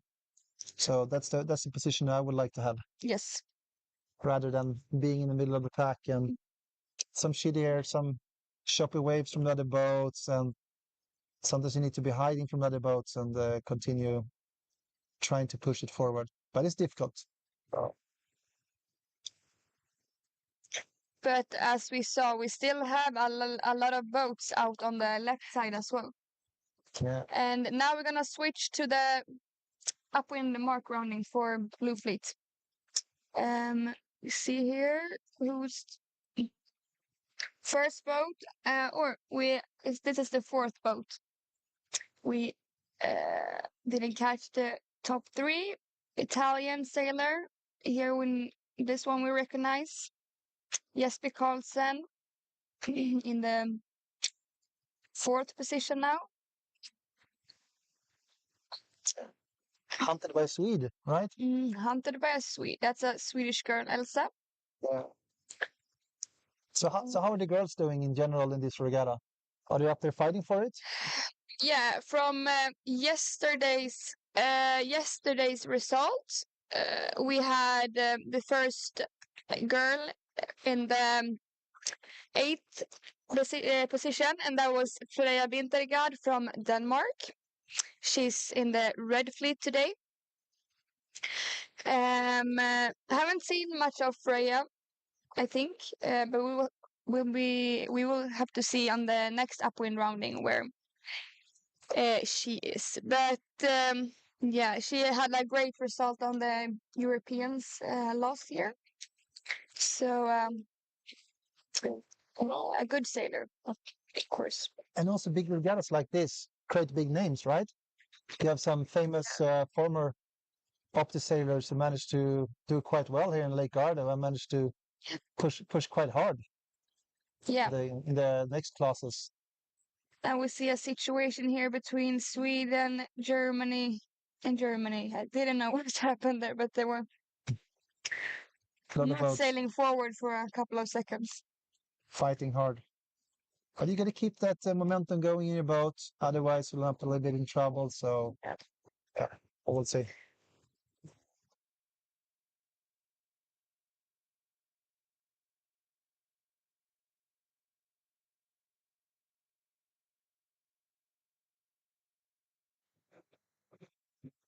We can just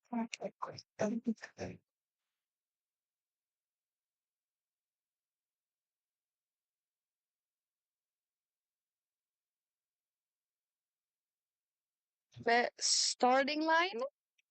Next fleet that is up for the second race of the day is the Green Fleet. The starting procedure is not on yet. We will have to wait and see.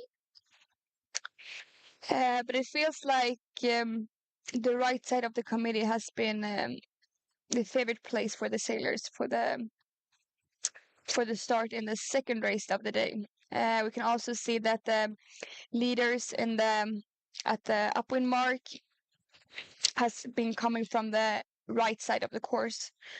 So I think we can expect the start to look similar to like the yellow and blue fleets. Here we see 5 minutes up for Green Fleet.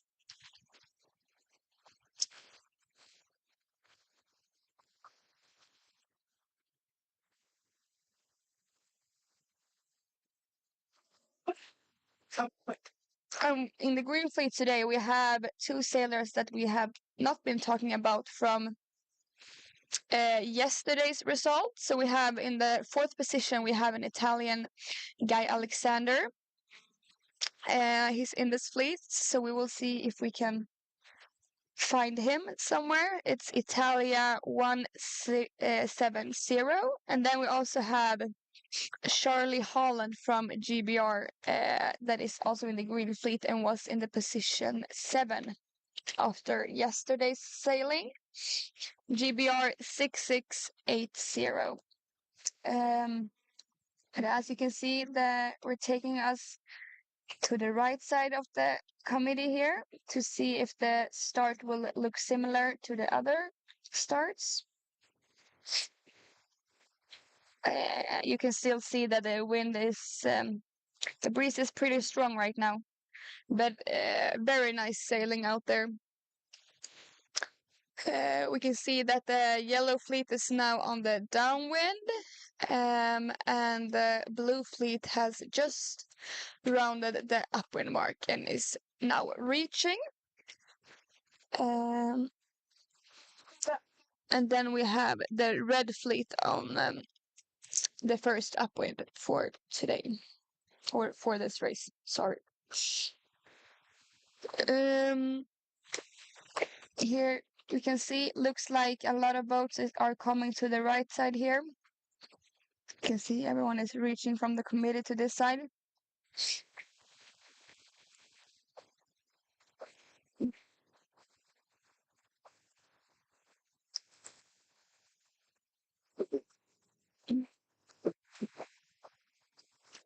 No, I can't. Oh, no, thanks. Blah. Okay. Ja, men kolla till ladda också. Kommer då ladda upp tryck på bestämt för det. Men jag menar, det är ordning då som det är väldigt laddare. Yes. Can you let me logo on this? Yes.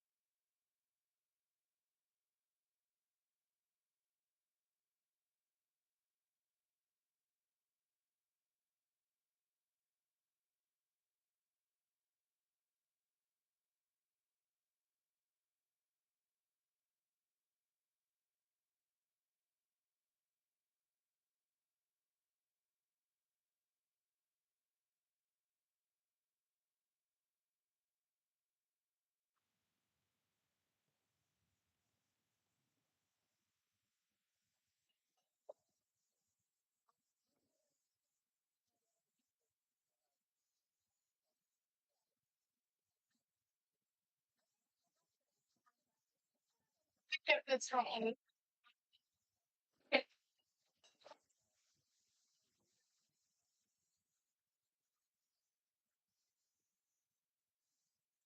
As you can see, we're closing in for the start now.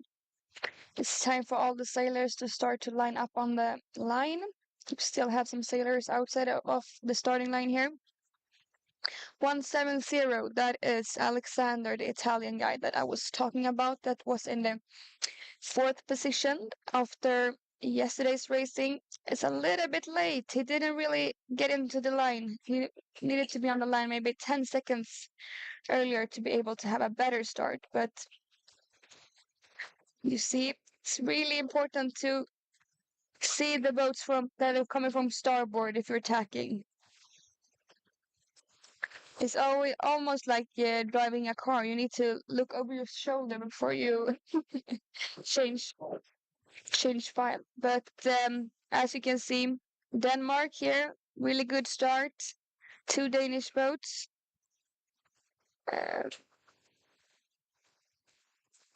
But I mean, if you start on the right side of the line, close to the starting boat there, the orange boats, it's easy to just tack out straight to the right side if you had a bad start.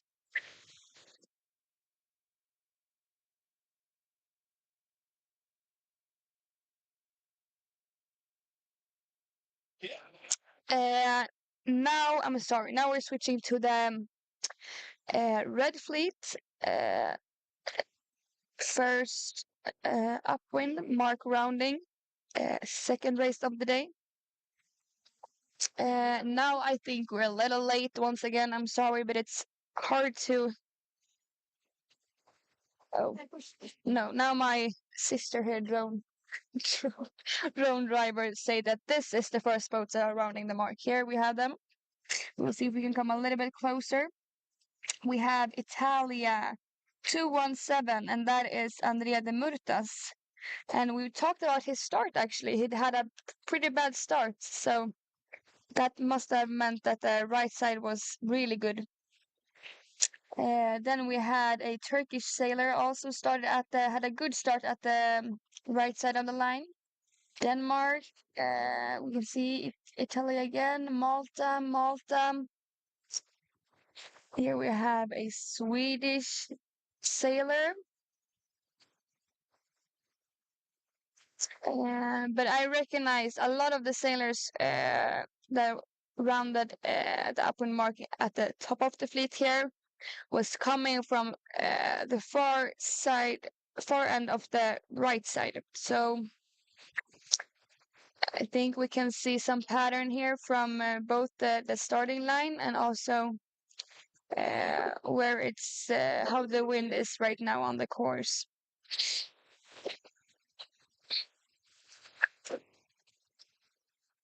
We have Norway, Turkey, and Brazil, Denmark. A lot of different countries.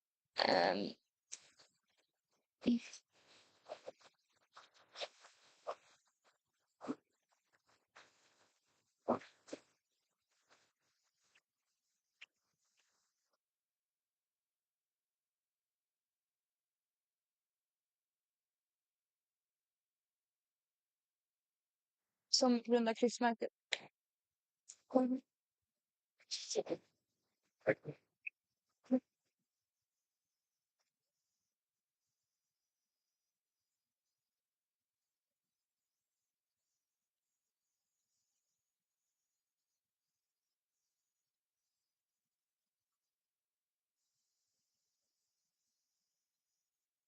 So I think we see a little situation here from the Bulgarian sailor, but also from the USA here, stuck on the mark.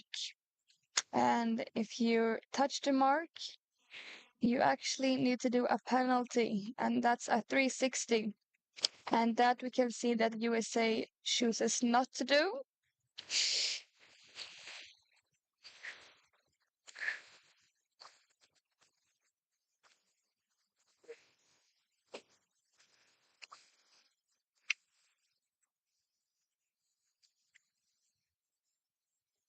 So we can see here, it's starting to come to the end of the red fleet here on the upwind mark.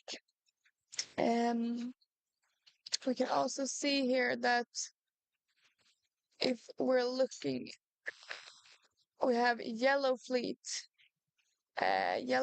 on the gate rounding right now. Blue fleet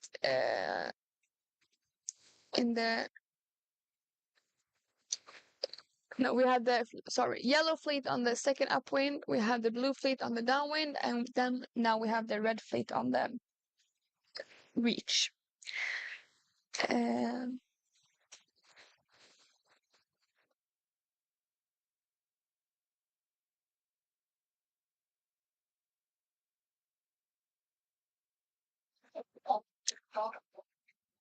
We will soon switch to the white start for race 2 of the day. Our drone is now having changing battery and now on the way to the starting line for the white fleet. So as we said earlier, the plan for today is to do 3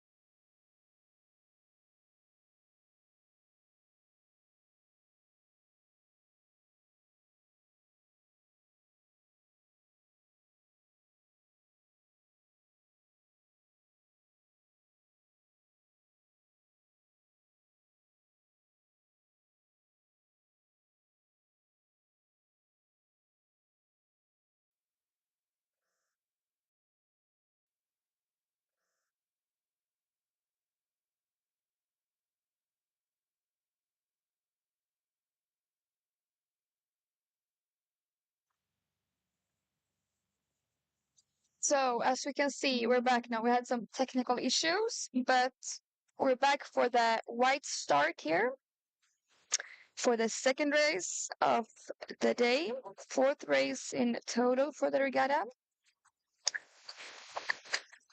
As you can see,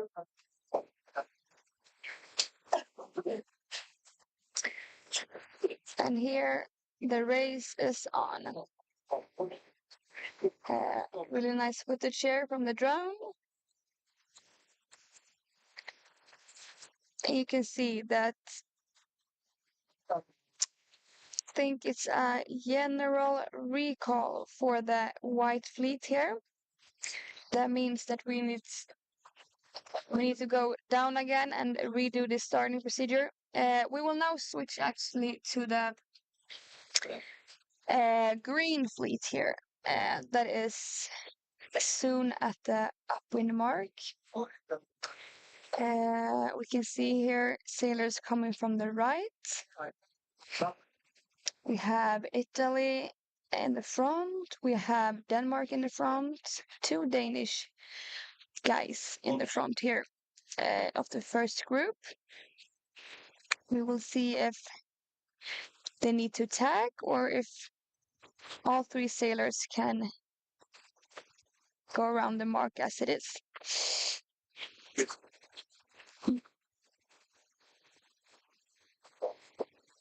See, the Italian sailor needed to tag to be able to round the mark. We'll see. I think it will be tight for the Danish sailor needed to also tag. So we have 1-2 Denmark, Italy 2-5-1 in the third position, Portugal in the fourth. We have one more Danish sailor in the fifth position. Good start and upwind for the Danish team. GBR 66.59. One more sailor from GBR. We have Bulgarian sailor number 15. Italy 120, and that's the name that we were talking about from yesterday. That's Alexander. That is in on the fourth position from yesterday. You see a lot of Danish sailors. They have been doing this good.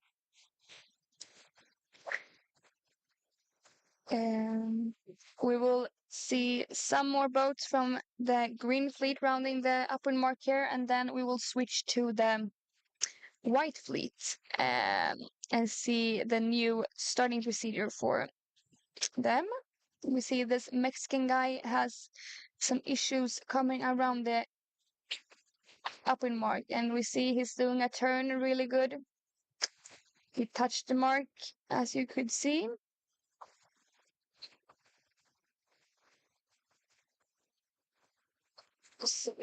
It's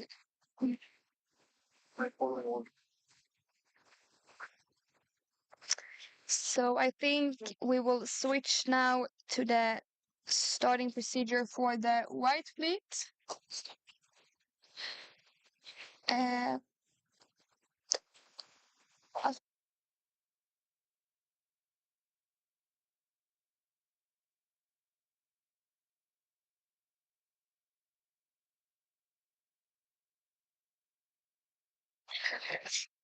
As you can see, the AP is still up for the white fleet. So no new starting procedure is on yet. And I also think you can see the blue fleet or yellow fleet is coming down now from finishing the race. So we will have to wait and see, but hopefully they will start the procedure soon enough.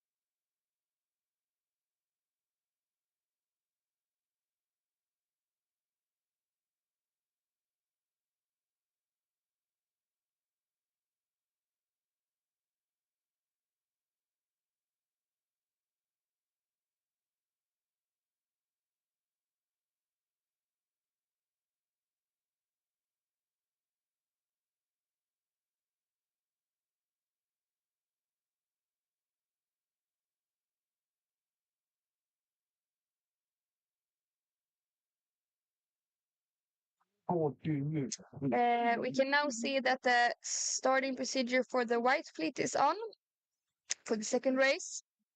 We have a lot of boats at the right side of the committee, as you can see.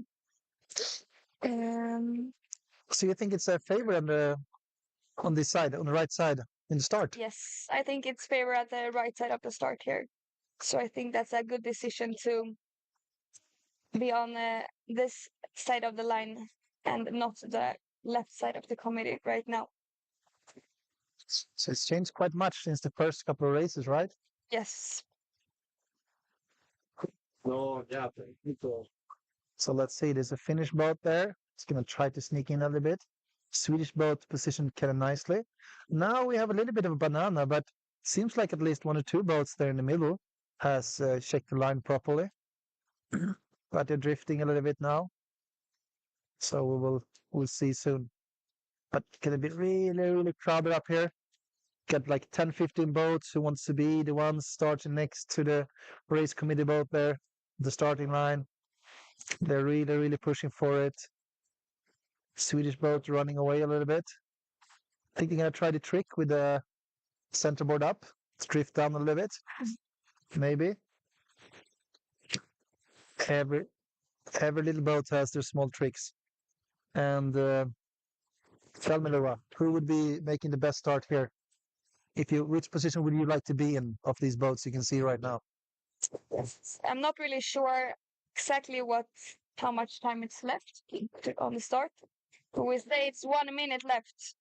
Then I would maybe say I would want to be one of the boats that is still outside of the line, but one of the boats that are one closest here to coming into the line. So I would say, for example, you can see Sweden 49.18. I think that he's doing we will see the right decision because he wants to go under the boats and try to find a spot because I think he understood that he will not get a spot. But it's really hard to have the exact timing to the line when you're waiting to come in and have a spot. But we see here it's a lot of boats close to the starting boat now. And it's becoming a bit of a banana also now. And we see here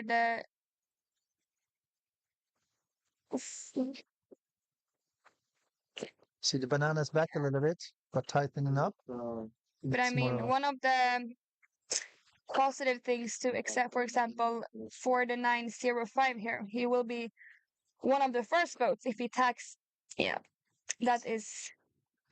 Got to get the speed going in your boat. Yeah, and you need to tack fast if you have a bad start, so close to the starting boat, so you don't get bad wind from other sailors. So we will see here we have 49.22 there, Sweden on the sailing for starboard. Had an okay start, I would say.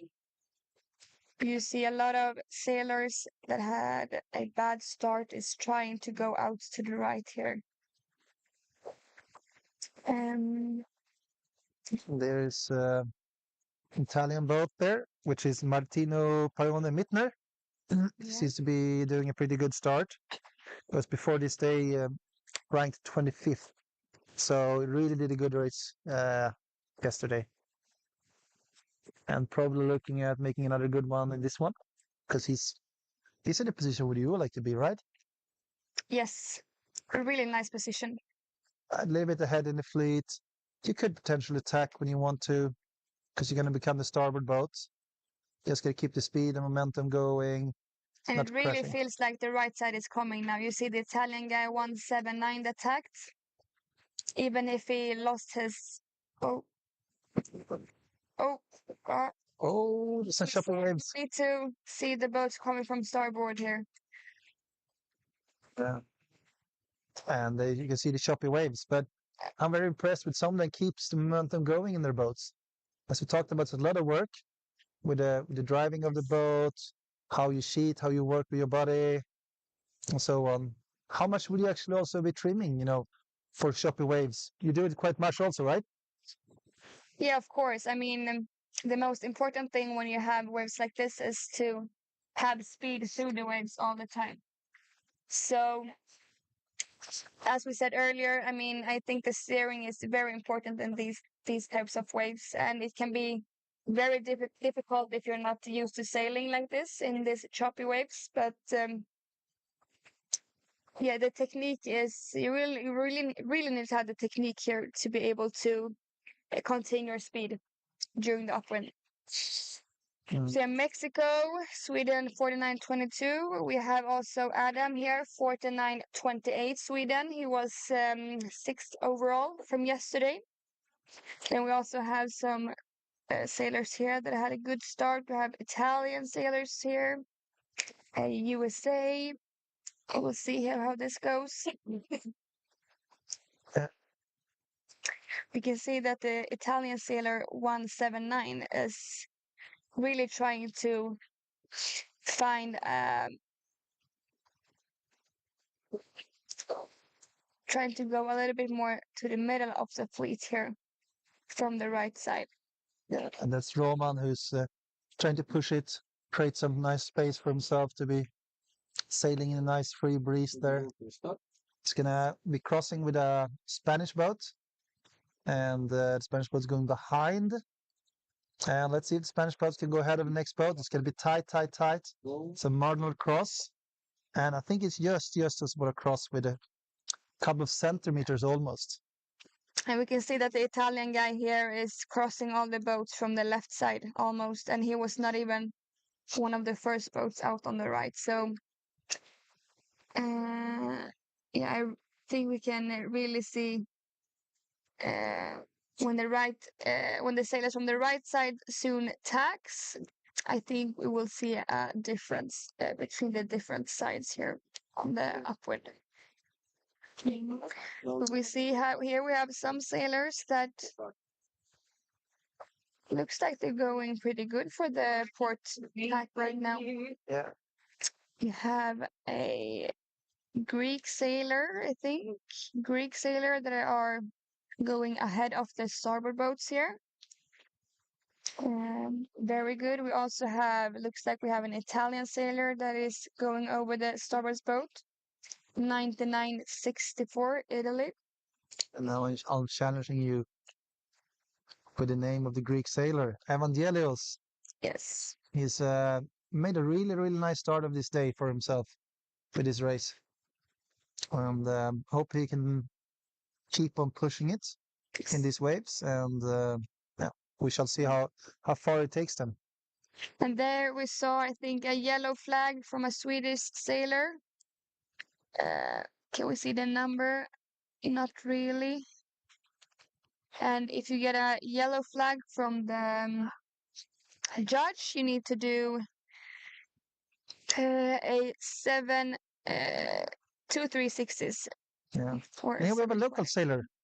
We have Massimo from Circolo Vela Arco, which is just a neighboring club to the hosting club here. And I'm sure they're part of helping out also. So maybe the true local then.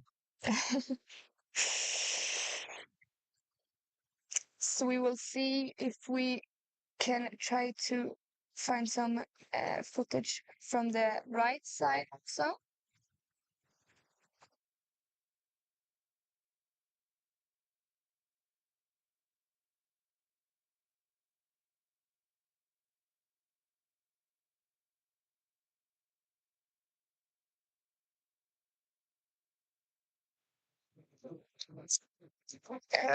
So we will see if So we are. this is the White Fleet as well, but more from the right side perspective here. As you can see, they're going very strong on the starboard tack right now. We will see which boats we will have in the lead. You see here, Adam, he had a pretty good start, positioning himself at the right side here at the far end. We can see we have one boat in the front here that have a little gap to the other boats. We will see who that boat is. on the upwind mark, but we have a bit of a distance left to sail to the This upwind mark here. So we see there is also Ernst, 49.22. We have some sailors coming in for port here. Another Swede, that is Casper, 49.05. Going in front of the other Swede. And then we have, looks like it's an Italian sailor in the top of the fleet here. We will see what sailing number he has.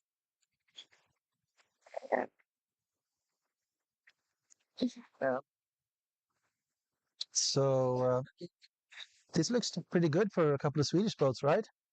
It's good sailing here. Yeah. We'll see. We have Italy 97.59. We will look up the name of that sailor. I think is maybe Arthur Briganti, one of the Italian guys that had a UFD yesterday. But we saw that he had a good first race also today. So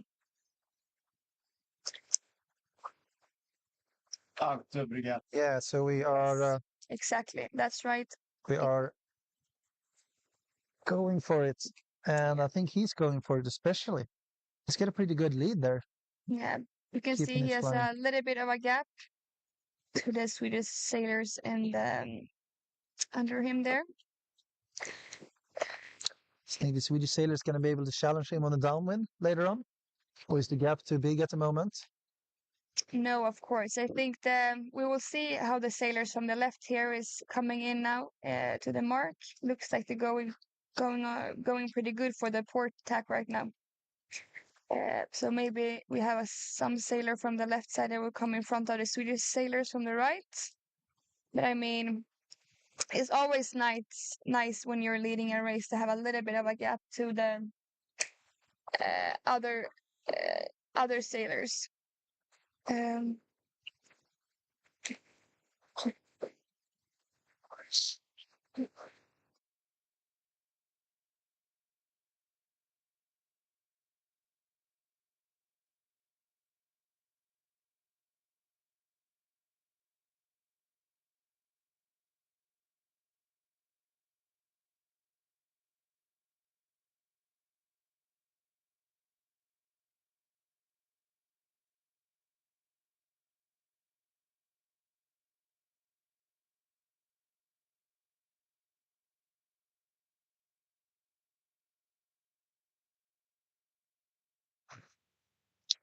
Here we have a better drone footage from how it looks. We have Arthur Briganti in the front.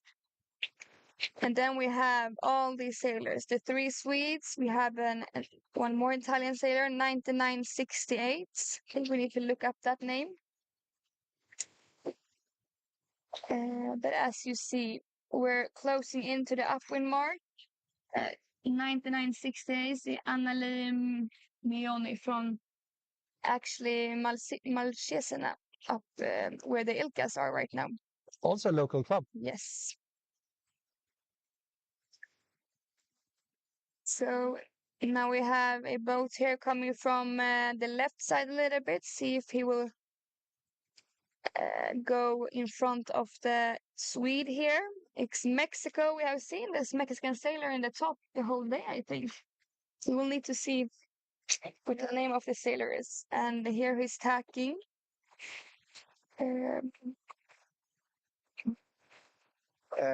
Emiliano. Emiliano from Mexico. Yeah, impressive. It was 48th position for today, and are looking at hopefully. So the Mexican boat is Emiliano, who was 48th for today. Yes. So it looks like he will gain some positions today if he keeps sailing like this. Now we see we're coming closer to the upwind mark. Arthur Briganti needs to tack one more one more time and then back again, of course. So we have in the first position of the second race of the day for the white fleet, we have Italy 97.59, Arthur Burganti. We have a tight fight for the sailors that are coming under, but I think we will have the Ernst Åkesson from Sweden here in the second position. He has been sailing very well. We have Mexico, Emiliano. and then we have Casper, Sweden 49.05. We have Adam here from Sweden. He's stuck at the mark. So hopefully he will be able to round, and then he needs to do a turn. 360 turn for touching the mark, and we can see him doing it here. He only lost one boat, but some meters down to the other fleet here. We can see a lot of boats coming in here. We have Greece, Italy, Spain, Sweden, Malta, Some China. Germans, China, Swedish again. So, and there was a Tajikistan. Yes, Impressive. talked about her earlier, right? Yeah. So, and we love it when there's a lot of different countries, nationalities coming to the same place, having lots of fun together and just enjoying it. I think that's wonderful. And here we can see again that some people are overshooting a little bit, but not as much as in the first race, I would say. No, I agree. They learned a lesson, and it's more like they're getting stuck on the upwind mark there. So a couple of sailors has to go around and do a turn, and so because that's what happens when you hit the mark, intentionally or not, you have to make your turn on. So this is the second qualifying day. We will have tomorrow, Saturday, one more qualifying day, and then the finals at Sunday. It is approximately 140 sailors in every fleet. So if you want to make it to the gold fleet, you will have to be at the top 140 in the list overall. So we have the last fleet for the first upwind in the second race.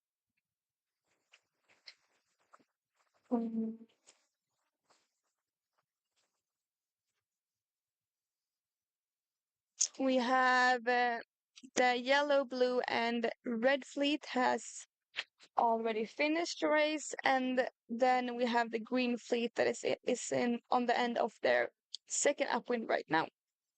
So the white fleet is a little bit further back from the other fleets right now because of the general recall that they had.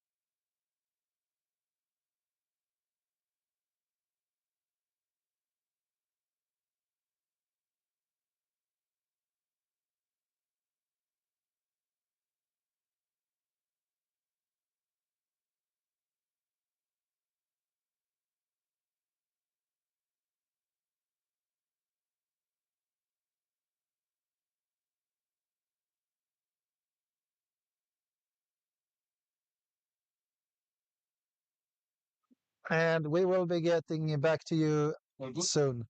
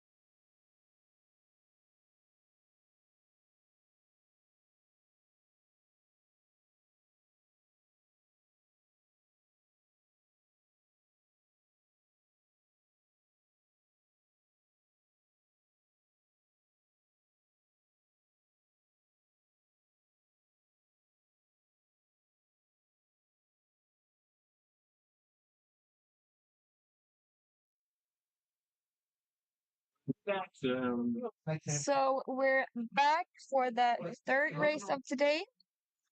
We actually missed the start of the yellow fleet here. They were so fast, so we thought the break would be a little bit longer here. But as you can see, this is the yellow fleet race number 3 for the day. They are on the last half of the upwind here, and we'll soon round the mark. We'll see if we have any sailors that we have been recognizing during the day. We have here Italy 181 in a very good position. We see Malta, two Malta sailors. Um,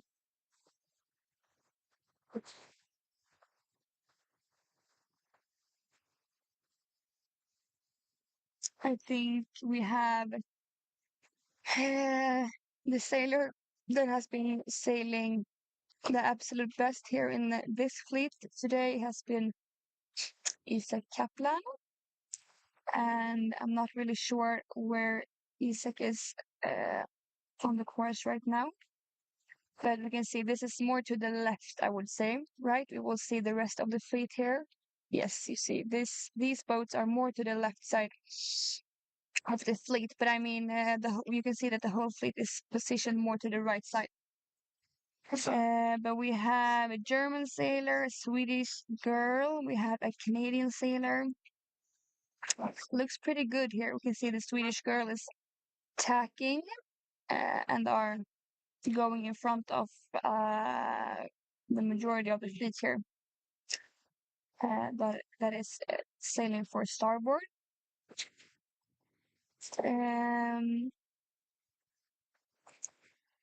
As you see, we're coming closer to the top mark here. So as we said, this will be the last race for today. So the third race and the fifth race in overall from today and also yesterday. So we have the first boat rounding the top mark for the last time today. Italy 181. It's the first boat. We have Malta 158, second position. Then we can see that it's pretty tight. We have Malta 159. We have Sweden 4936. Canada 1899. We have a Danish sailor, Germany, Sweden 4919 Elsa. And that is the top 8. It's a little bit of a gap down to the rest of the fleet. So we have Denmark coming in, rounding at the 9th position. Then we can see we have a British sailor, 6655, Sweden. Then we have Isaac Kaplan rounding the mark in 12th place, I think it was. You see, from the top 8 boats to the rest of the fleet, it was quite a big gap. We can also see that a lot of the boats has been sailing over the ley lines here and need to have a little reach down to the mark here. And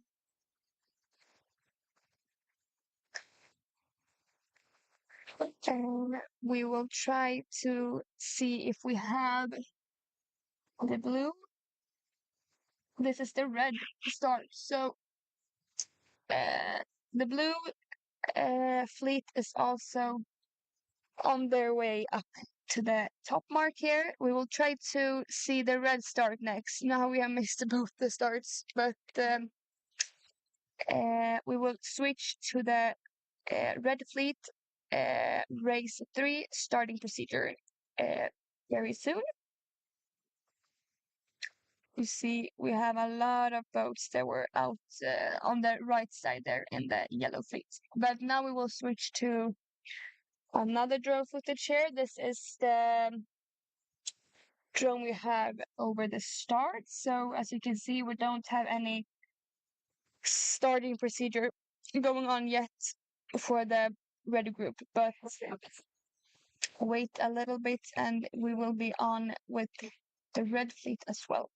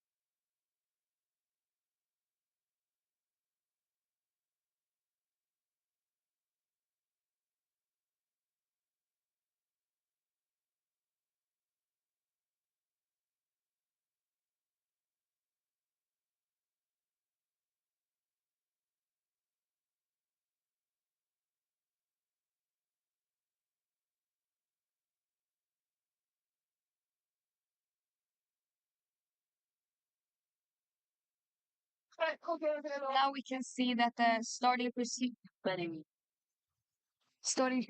for the red fleet is on. Uh, as we have said, the last race for the day is this for this fleet.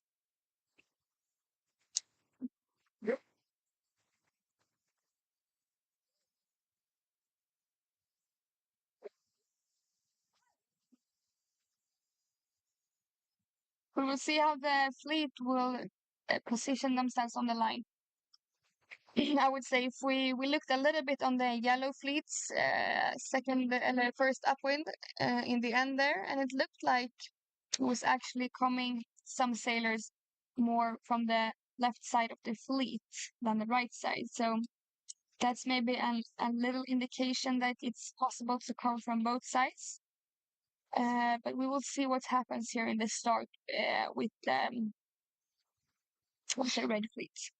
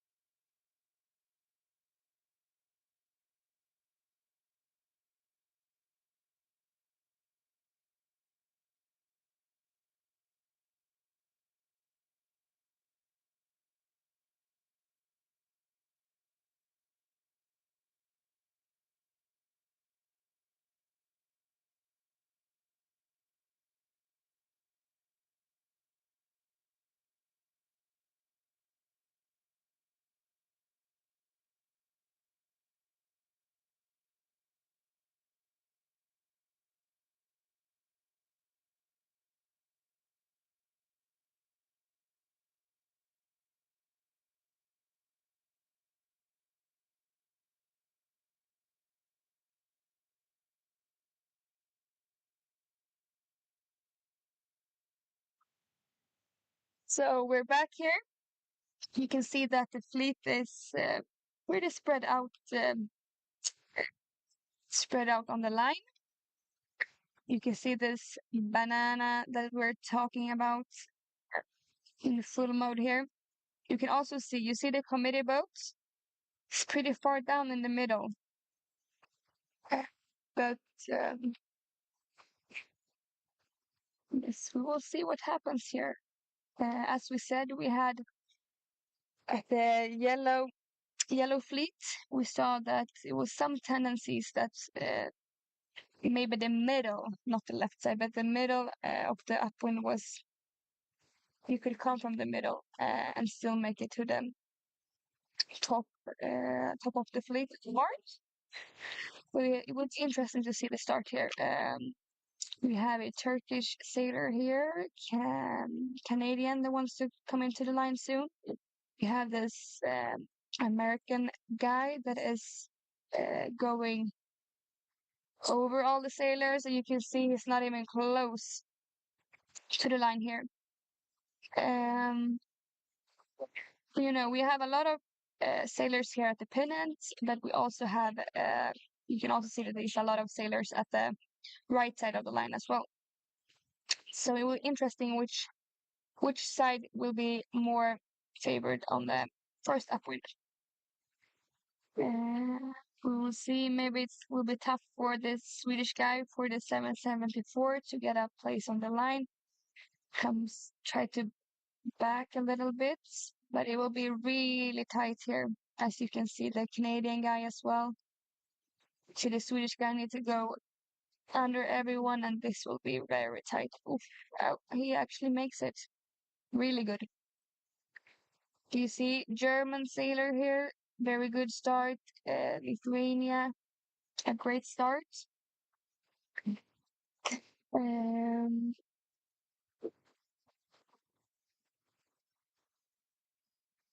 but I would say we have the fleet we had more boats on the pennant side than we had on the other side of the line. So maybe the wind starts to shift back a little bit as we had in the first race of the day. But now we will switch to the upwind mark for the blue group. So we will come back to the red fleet a little bit later. So here you can see the live footage from the blue fleet. You see the upwind mark there. They're very close to rounding the top mark for the last time today.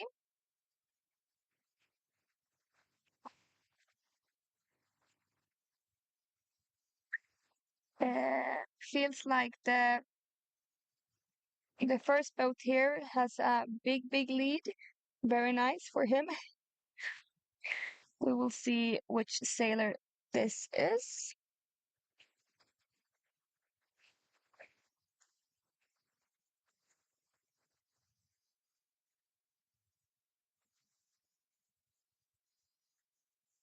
We can see that it's an Italian sailor, but I don't really see the yellow. Yeah, now I got a report that this is a yellow sailor, so no one has rounded the mark yet. So we'll look at the sailors that are coming up here to the upwind mark. As you can see, we have a lot of sailors on the far end of the right side here. So I think we can see some boats, or a lot of boats actually, sailing over the ley line. But we have the first boat here for the blue fleet, Sweden 494. That's that number we have seen today earlier. Didrik Dahlberg, really good. We have second boat is Sweden 4933. That's Harry Wilton. Third position, we will see it's two Italian sailors. We see that Jesper Karlsson there needed to, or who was it? Jesper Karlsson. We will see 9926. From Germany, Denmark.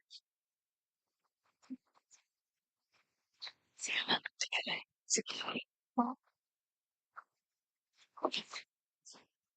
yeah, and we can see it's boats coming, a lot of boats coming from the right side, as you can see here.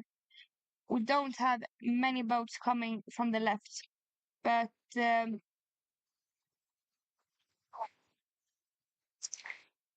yeah, because of the start that we missed from the blue group, we can't really know where the top sailors started, but it will be interesting to see the red fleet coming up soon.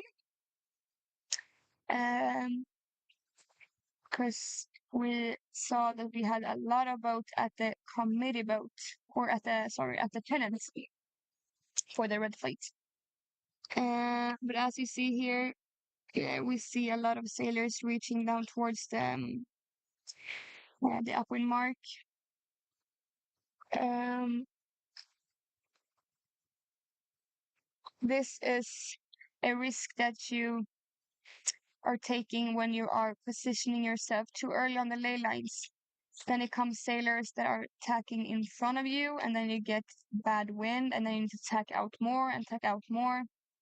And in the end of the upwind, you are over the ley line with so many meters. So that's a good tip, to try not to go out too early on the sides.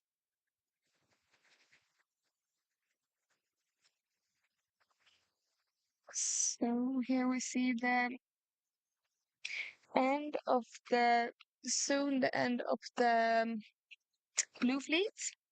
Last time they're rounding the upwind mark here for today. We will soon have the green starting procedure. So we will see if they're ongoing or not. Here we can see race number 3 for the day. The green fleet starting procedure is on.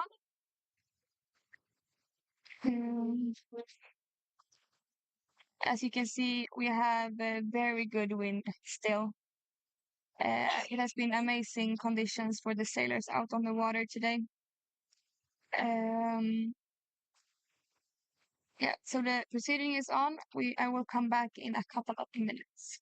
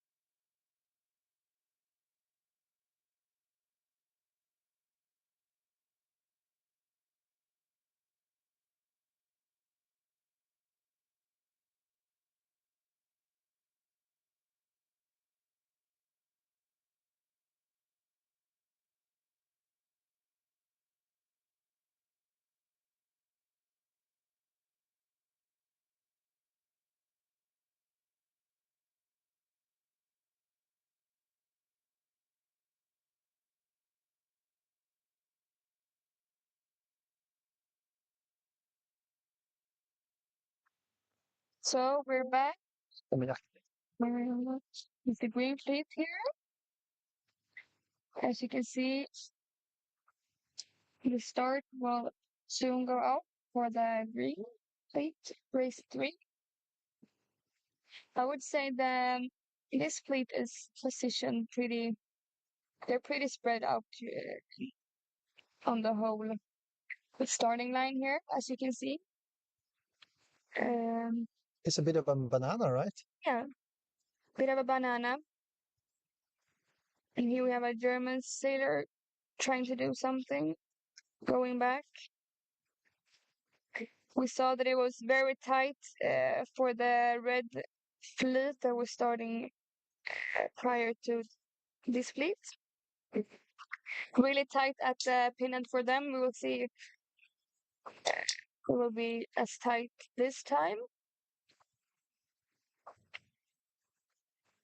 And we talked a little bit about if the wind are maybe going a little bit more to the left now, but like I said, we needed to see the red fleet that we will soon switch to after the start here for the green ones.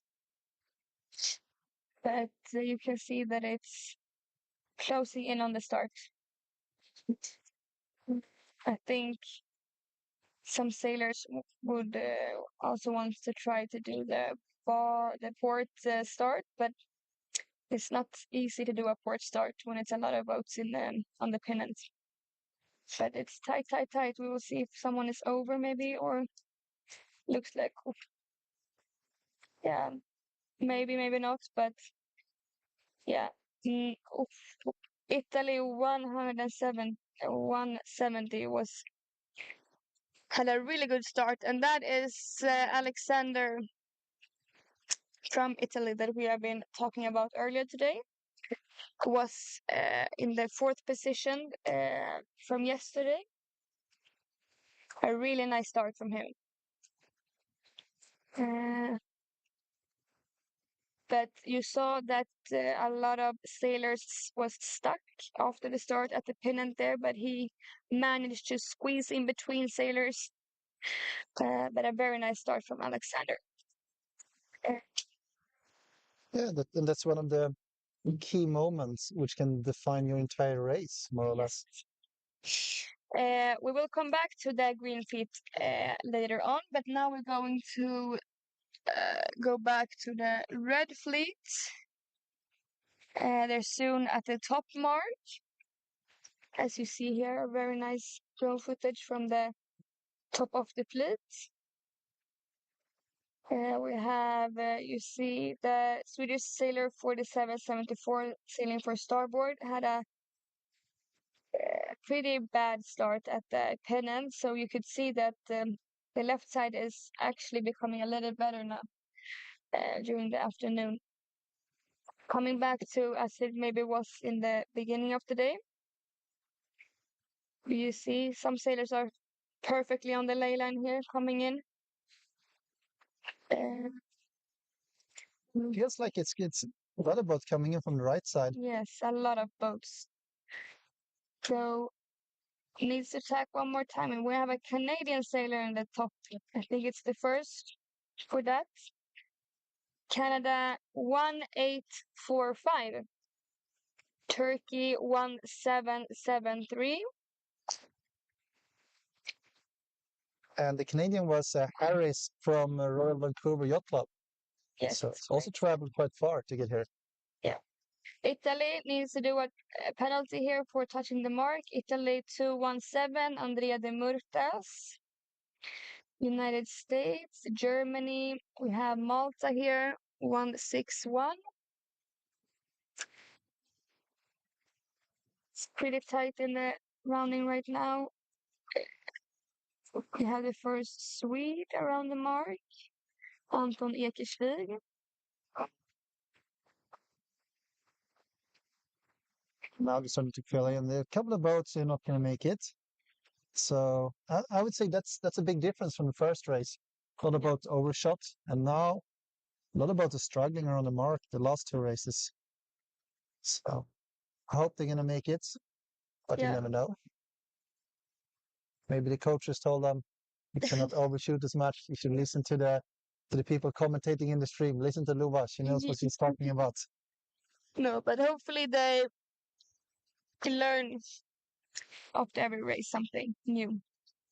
But as you can see, we don't have many sailors left here coming from the left. So I think it feels like people starting at the pennant or on the top of the fleet here at the top mark. Mm. So the wind is starting to change a little bit maybe now. We will see if it will be the same for the green fleet that is coming behind now. We will also have soon the start of the white fleet, so we will go back to them in a minute. But as you can see, the last now we have 2 sailors stuck at the upwind mark, Sweden and Turkey. How will this go? It's coming a lot of starboard boats here, but they're going under. That's good. And he's still stuck. Then he needs to do a penalty. Yeah. Those penalties are painful when there's so many boats coming. Yes, yes, yes, yes. Yeah. But I think the sailors has been very good at taking their own penalty after touching the marks, and that's very good. Yeah, that's impressive. Yeah. There were one boat who missed the mark. Ooh, yeah. Took in some water, right? Yeah, probably going to be bailing for a little while for continuing. Okay. But it's important to be keeping it going and keeping it flow. We will try to go down to the start now and see if we will have to wait with that a little bit. It's a drone going down to the starting line now soon, so we can see the rest of the rounding for the red fleet here. And also we can Så jag kan gå. keep our hopes for the boat to get in some water so they can get the water out soon and continue with the sailing. So close to the mark, really, really, and soon it's taking off again.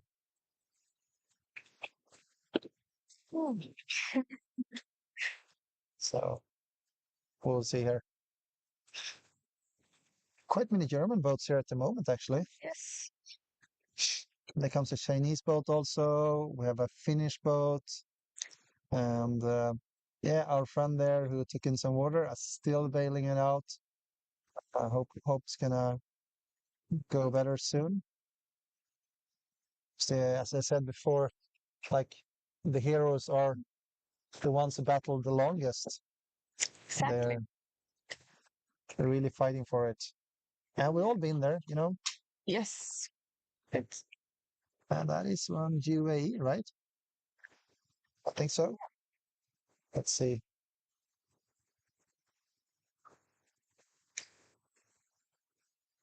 And that is Cornelia then from Dubai Offshore Sailing Club. Actually, a wonderful club where I've been visiting quite much. So- And our friend, he's back alive. Yes, he's back on track. Yeah. You can see we're gonna wait until it goes around the mark, and as soon as it's been going around the mark, yeah, then we are happy to jump down and look at some starts. We have some footage from the white start here, going through the green fleet down to the starting line.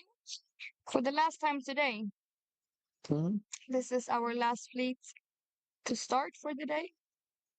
Yeah. The white fleet race number 3 today.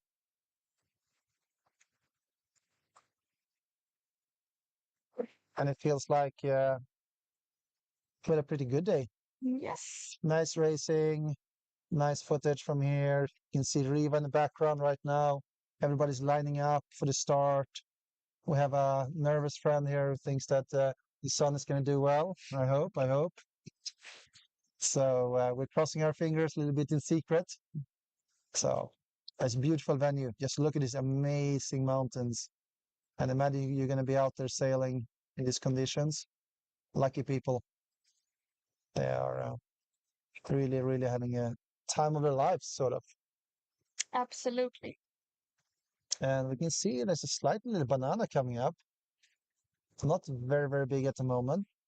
They can still save it, but I can see this going.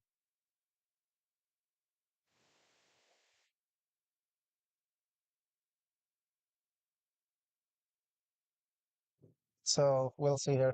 This is gonna take a short little break.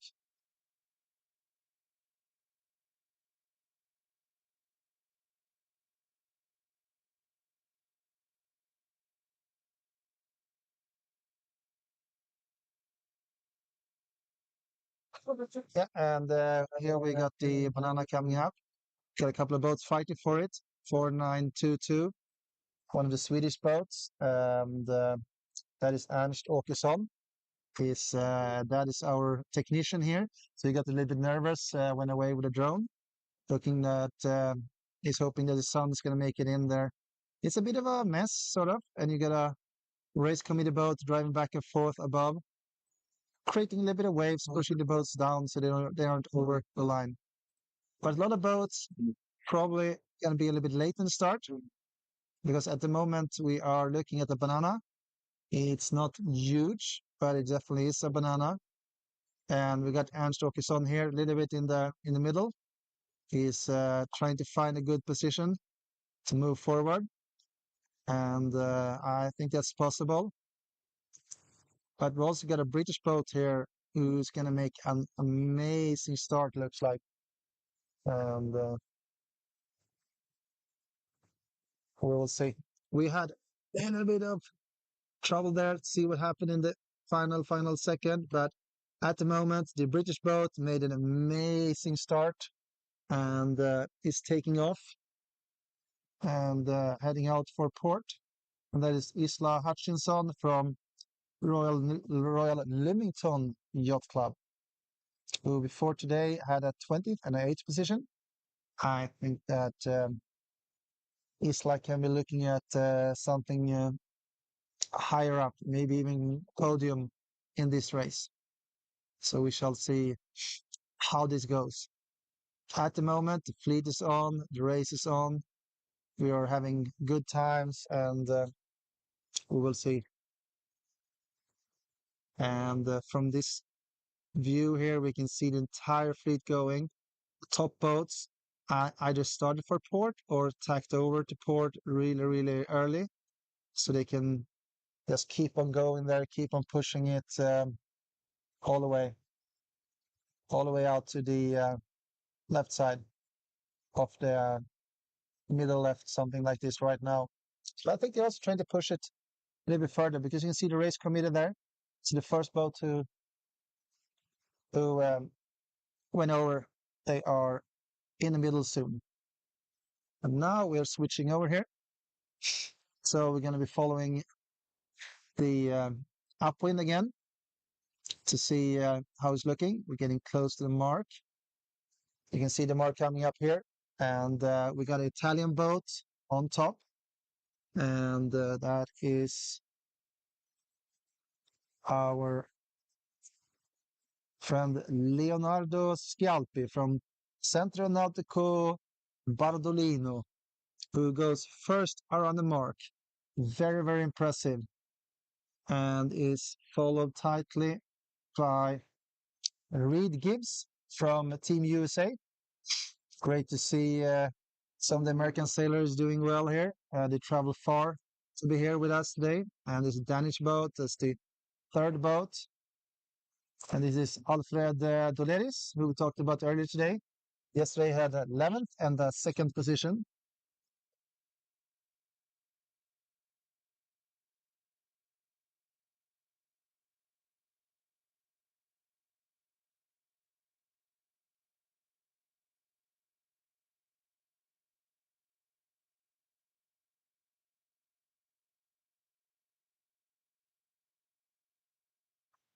Yeah, and at running here, we can also see it's a Dutch boat going around the mark. There's a German boat, a couple of British, and more Germans. And yeah, there's one boat again. I think they're pretty fair and honest sailors, actually, these Optic kids. Yes. When they hit the mark, they actually take the penalty. I'm not sure if it's just because the umpire is around the corner, but I like the idea that To see that we are watching them from the drone. yeah, exactly.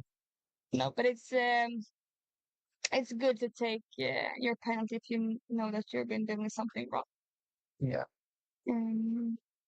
See a lot We of have a Brazilian sailors here. Yeah, we have the Brazilian Enzo Eduardo Lopez Martins from Yacht Club de Rio de Janeiro, which is the famous club from Rio. And they are having wonderful teams over there racing. Really top sailors coming from that little club. Or little, it's kind of big, but yeah, it's a good one. Now we have Team USA coming around here together with a Swedish and a British boat. And also some more of the German boats here. What do you say? Now we will get kind of plenty of boats coming in from the left, actually, in this running. There's one boat that overshot a bit also. Exactly. And as I said, the good thing with coming in from the left is that you are basically keeping yourself a little bit safe from overshooting. And you usually can sail a little bit longer and a little bit more clear breeze because there's like usually a little bit less traffic. Here comes the Tunisian sailor. Tunisia is one of those nice water sport countries where you have kind of many boats, but we don't see them so often here in these regattas.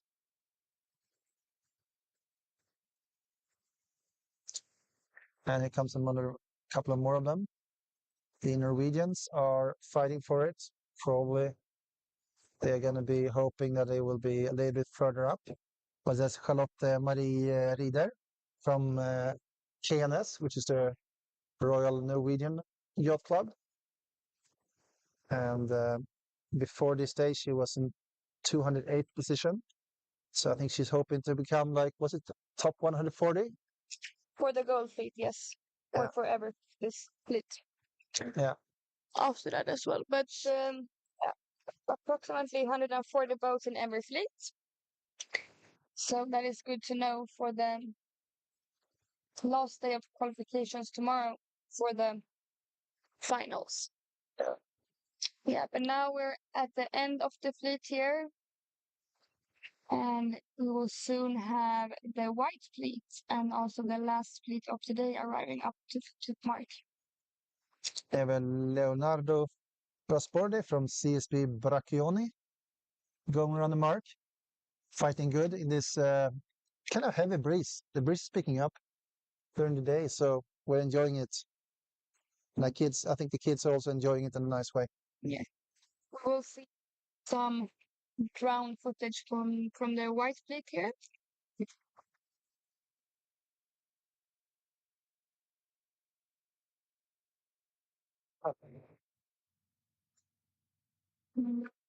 So now we're switching to the next one here. So here we have an overview of the white fleet. You see we have looks like they're going it's going good on the right side here. Yeah, it feels like this fleet is strong in the mid right or the far right in this case. And Feels like it's very good pressure here on the right side. yeah, maybe it's funneling a little bit on around the It goes on the back mountains. it feels like right now. But Yeah. we'll see how the left side. Now we only have a view of the right side of the upwind, so we will see how it looks when we also can have some sailors more from the left.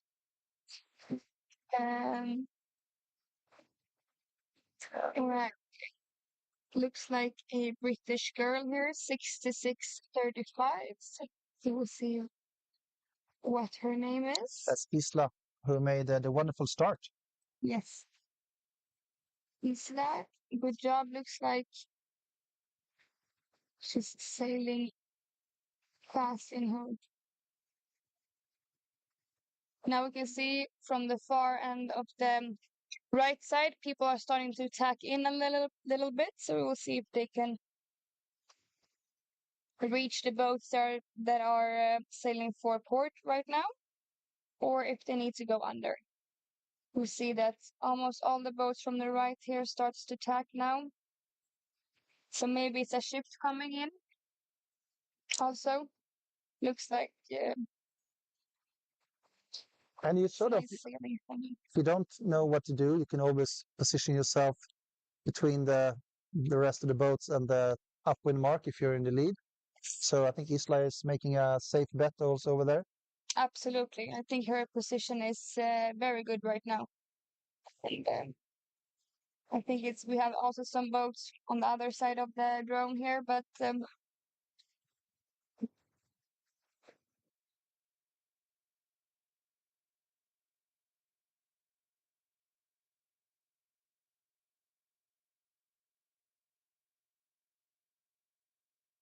Yeah. Let's see here. We are enjoying the nice views here. Drones makes our life so easy. They you only can see it's not so many boats here on the left actually. We have Swedish sailor here, 4918. I think that's Arvid Sandström from Stockholm as well. Italian guy, it's 90, Martino. 9832, Marfuno from Italy. Then a little bit more to the left here, we have, we'll see what the numbers are. Portugal,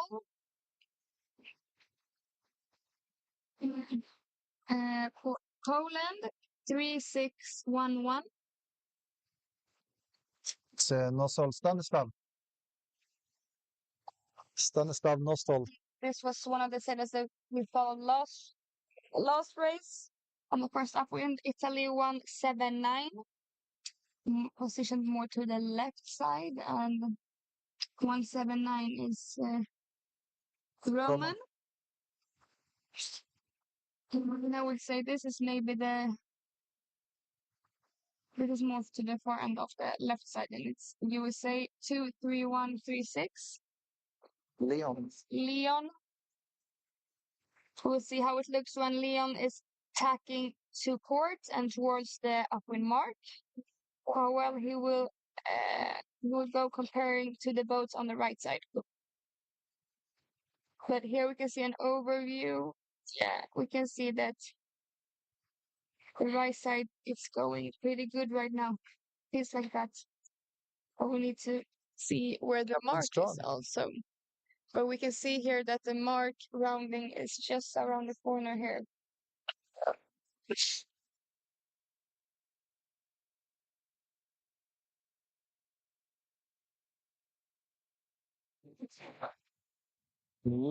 So the last little upwind on the last first upwind, I must say, for today Yes, for these kids. exactly.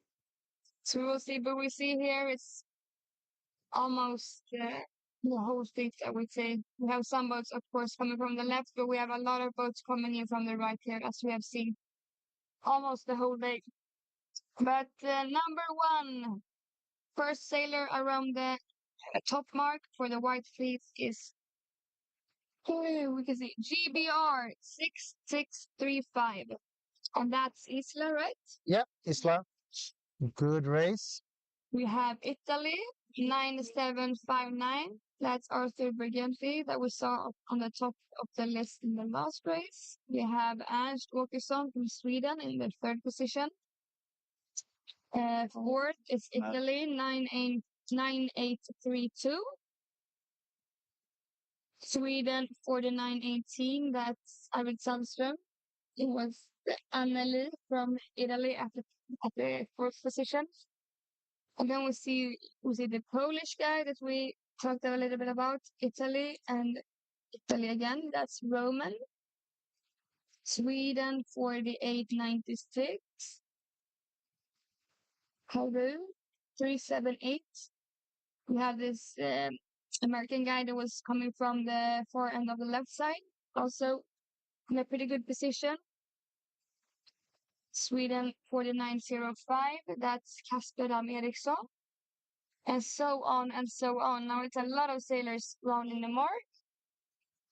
As we said, this is the last rounding we will film for today.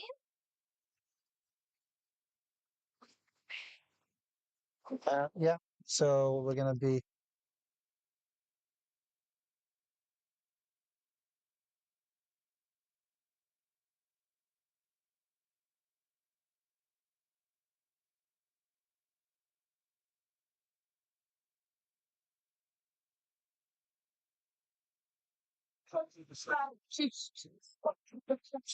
So we will try to go to the finishing line after this for the first time today, just for a little while.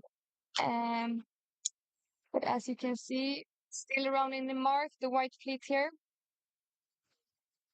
There's someone who's got a little water in his boat. 8834. And keeping a good speed up anyway, Roberto. So yeah, that's good. That's the trick. Don't stop. Just keep on going. Keep on getting that annoying water out, and you'll be fast again quite soon.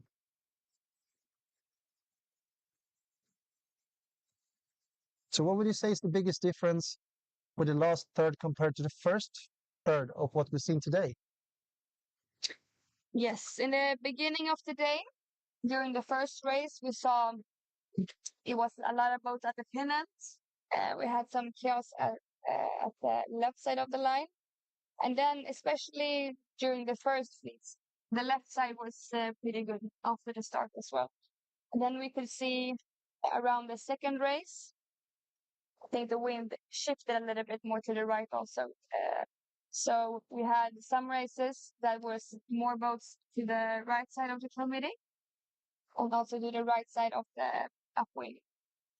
And then we saw in the middle of the third race here, or in the beginning with the yellow and blue fleet, we had a little bit of a world from the left there. And I also think that the left side has been pretty good now in the third race here for the first upwind. But we will try to go to the finishing line here. This is the red fleet. It's already like approximately 20 boats that has already finished the race.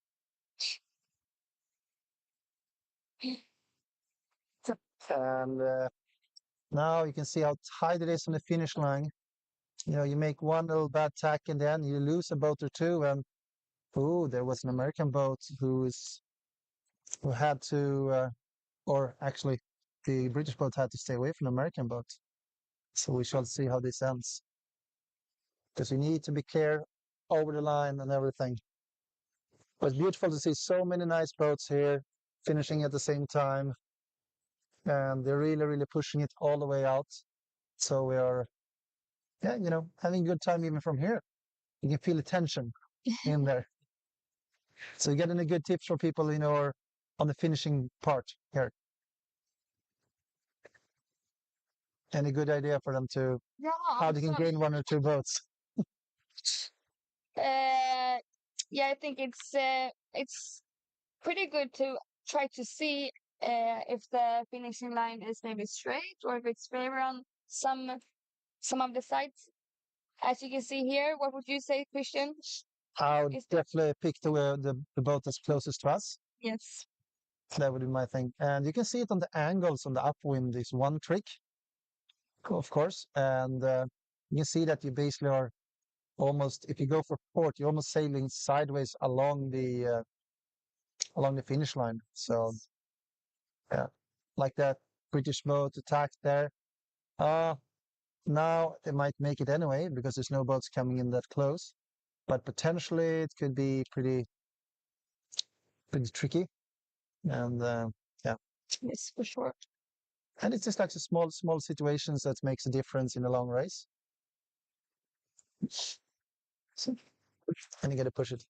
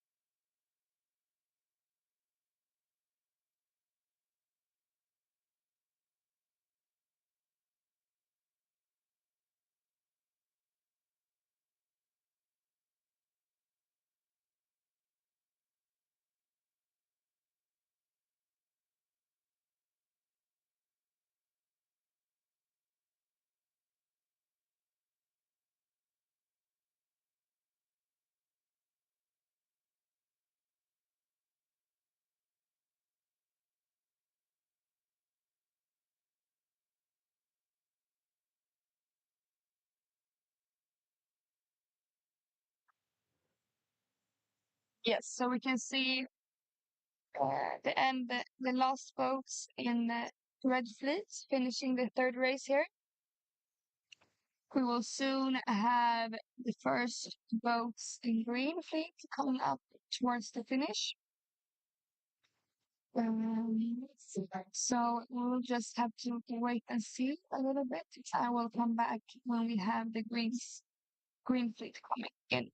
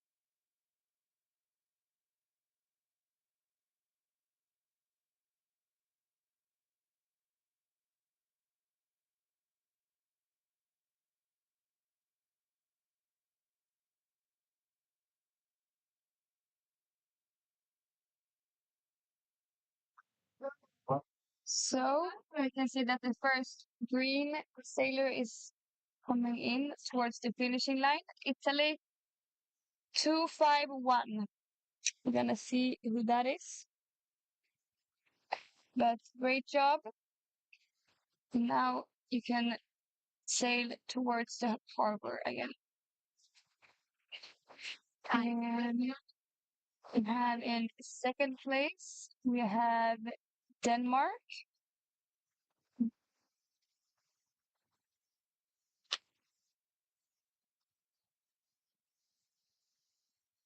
Denmark 8804. And the winner of the race, Italy 251, is Leonardo Scialpi.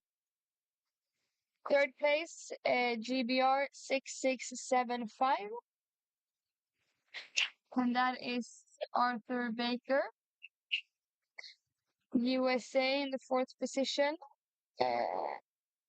Can't really see the sailing number, but Denmark 8806 coming in a good place, and that's Alfred Dollaris. Sorry for the pronunciation.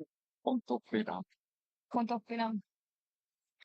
Then we have Italy 170, and that's I think is Alexander. Yes, Massetti.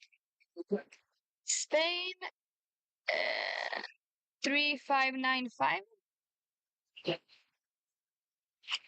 Javier, Javier, Javier Juan de Santamanet. Sorry again. We have Swedish sailor 4920. That's Natalia Valle. Yes, and we need to fly this drone into the harbor again. So we will have to see the White Fleet here again. This is the last boats. Oh, no. Oh, I'm sorry. This is Cadetti rounding this mark. White Fleet has already run in the upwind mark.